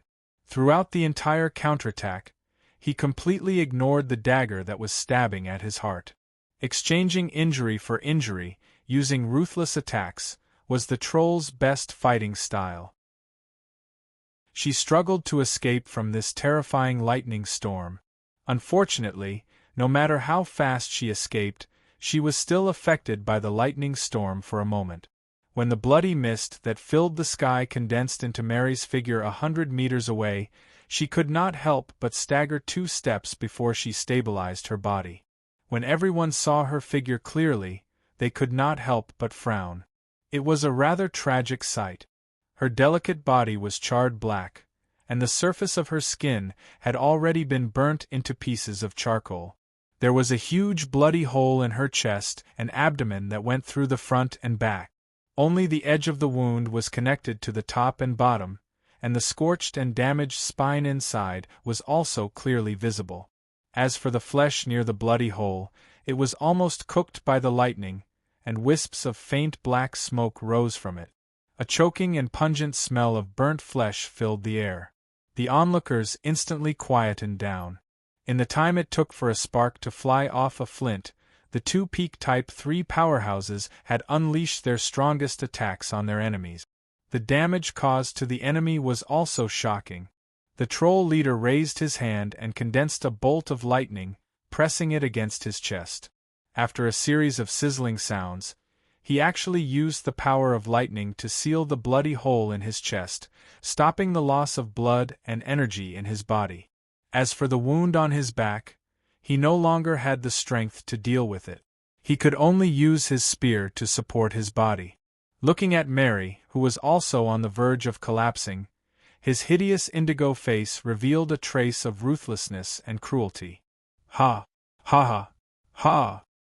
His laughter began to become intermittent. Competing with us trolls in terms of vitality, I will let you die. Extremely sullen. Without the heart we can still live. After resting for 2 or 3 months it will grow back. I think half of your body has been burnt. How are you going to live? However, in the next moment, a shocking scene unfolded in front of him. As the blood-red halos shone, Mary's body, which had turned into a charred human figure, emitted a slight crackling sound. The surface of the charred skin cracked inch by inch, peeling off piece by piece, revealing the tender red skin and flesh that had not completely healed. Mary, that vampire, was recovering at a speed visible to the naked eye. The troll leader was no longer simply afraid. He couldn't believe his eyes at all. How was this possible? Relying on the power of the blood absorbed from the troll leader, Mary quickly recovered her body. When her beautiful face once again appeared in the world, Mary suddenly opened her eyes. So much nonsense. You can go to hell now. Chapter 1172. The troll leader was dead. In truth, it had died from its own blood attack. Since it had used up too much of its lightning energy, it had lost the protection of the Quetzalcoatlus.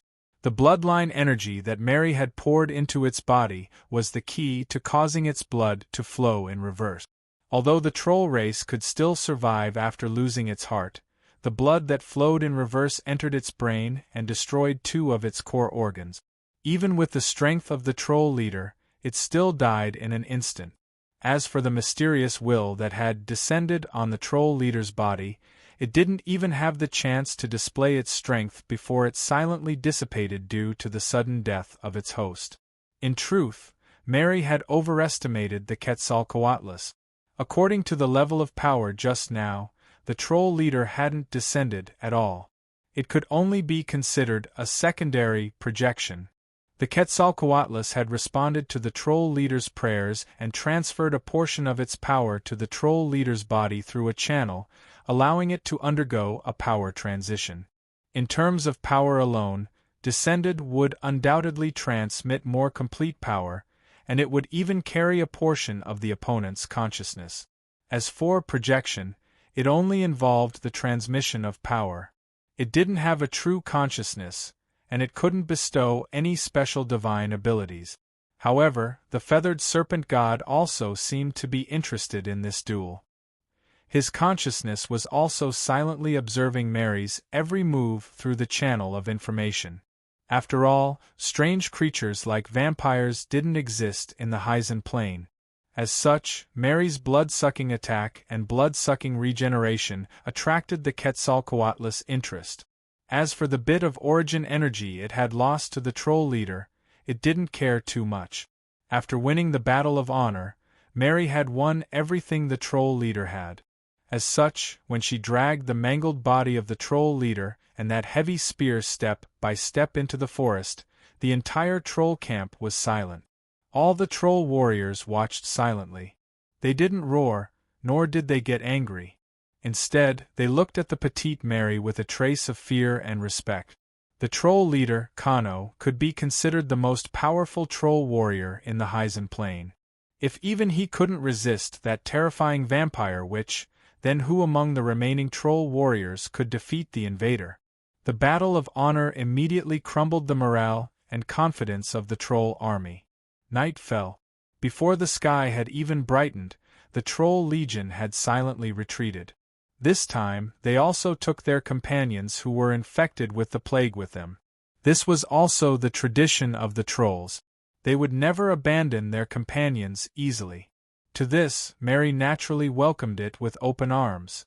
Those trolls clearly hadn't suffered enough from the plague. However, while this ball of blood could turn any rank 1 or 2 vampire into a rank 3 vampire, it still could not turn Mary from the peak of rank 3 to rank 4. At most, it would increase Mary's blood energy reserves and make it purer, but it would not cause any qualitative changes. Of course, if the blood in this ball of blood was completely replaced with the blood of the winged serpent god, then Mary would be able to advance to the throne of rank 4. From this, it could be inferred how difficult it was to advance from rank 3 to rank 4.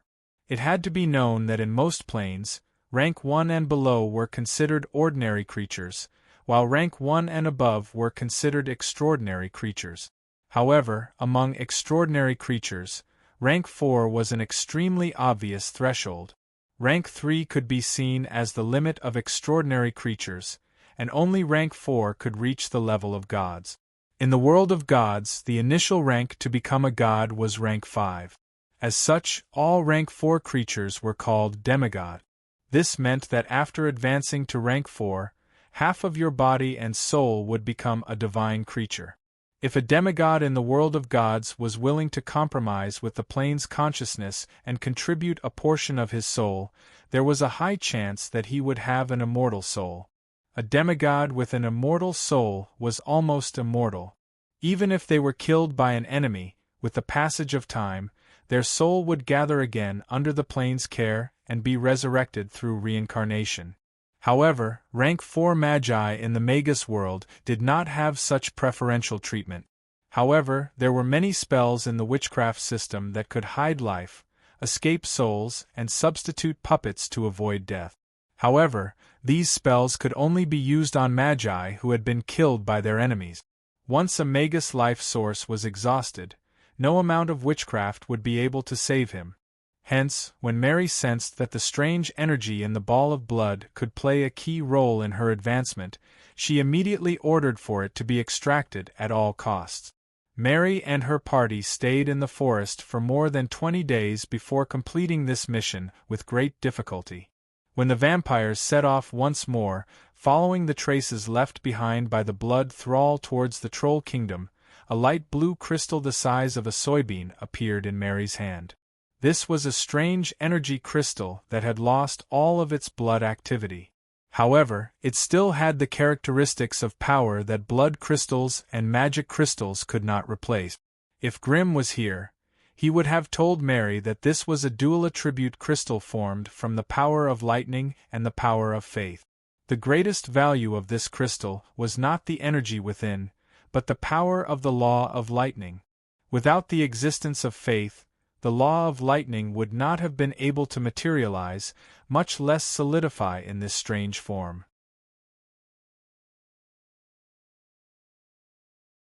I can sense that there will be a fierce battle between the two sides in the future. However, I still couldn't see how the situation would develop. After all, that place is the feathered serpent god's lair. With the power of faith shrouding it, even though I've reached Tier 4, I can't see through the lair's defenses, much less see how the situation unfolds.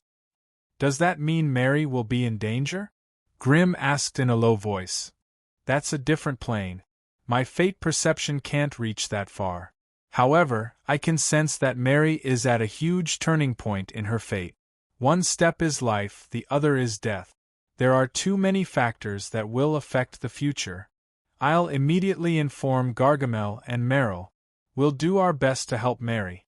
The demonic mechanical legion, demonic puppet dragons. I want all of them transferred. I don't believe that the bodies of the natives of this plane can withstand the impact of the berserk magic machines. If that Quetzalcoatl wants to play dirty, I'll send people to destroy its nest. When Grimm heard that Marie was in danger, his anger flared up. Ahem, you still don't understand what I mean. Alice sighed again. This is a dangerous situation, but it's also an opportunity. Don't you want Mary to have a bright future? Then this adventure is an opportunity for her.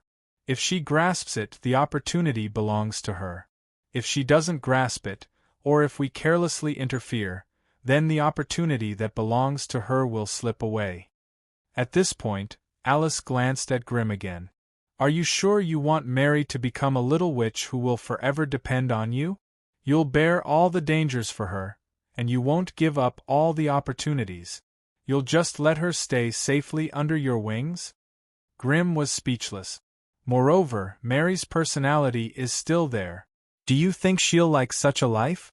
To put it bluntly, she's risking her life alone. It's obvious that she was affected by the news of my advancement.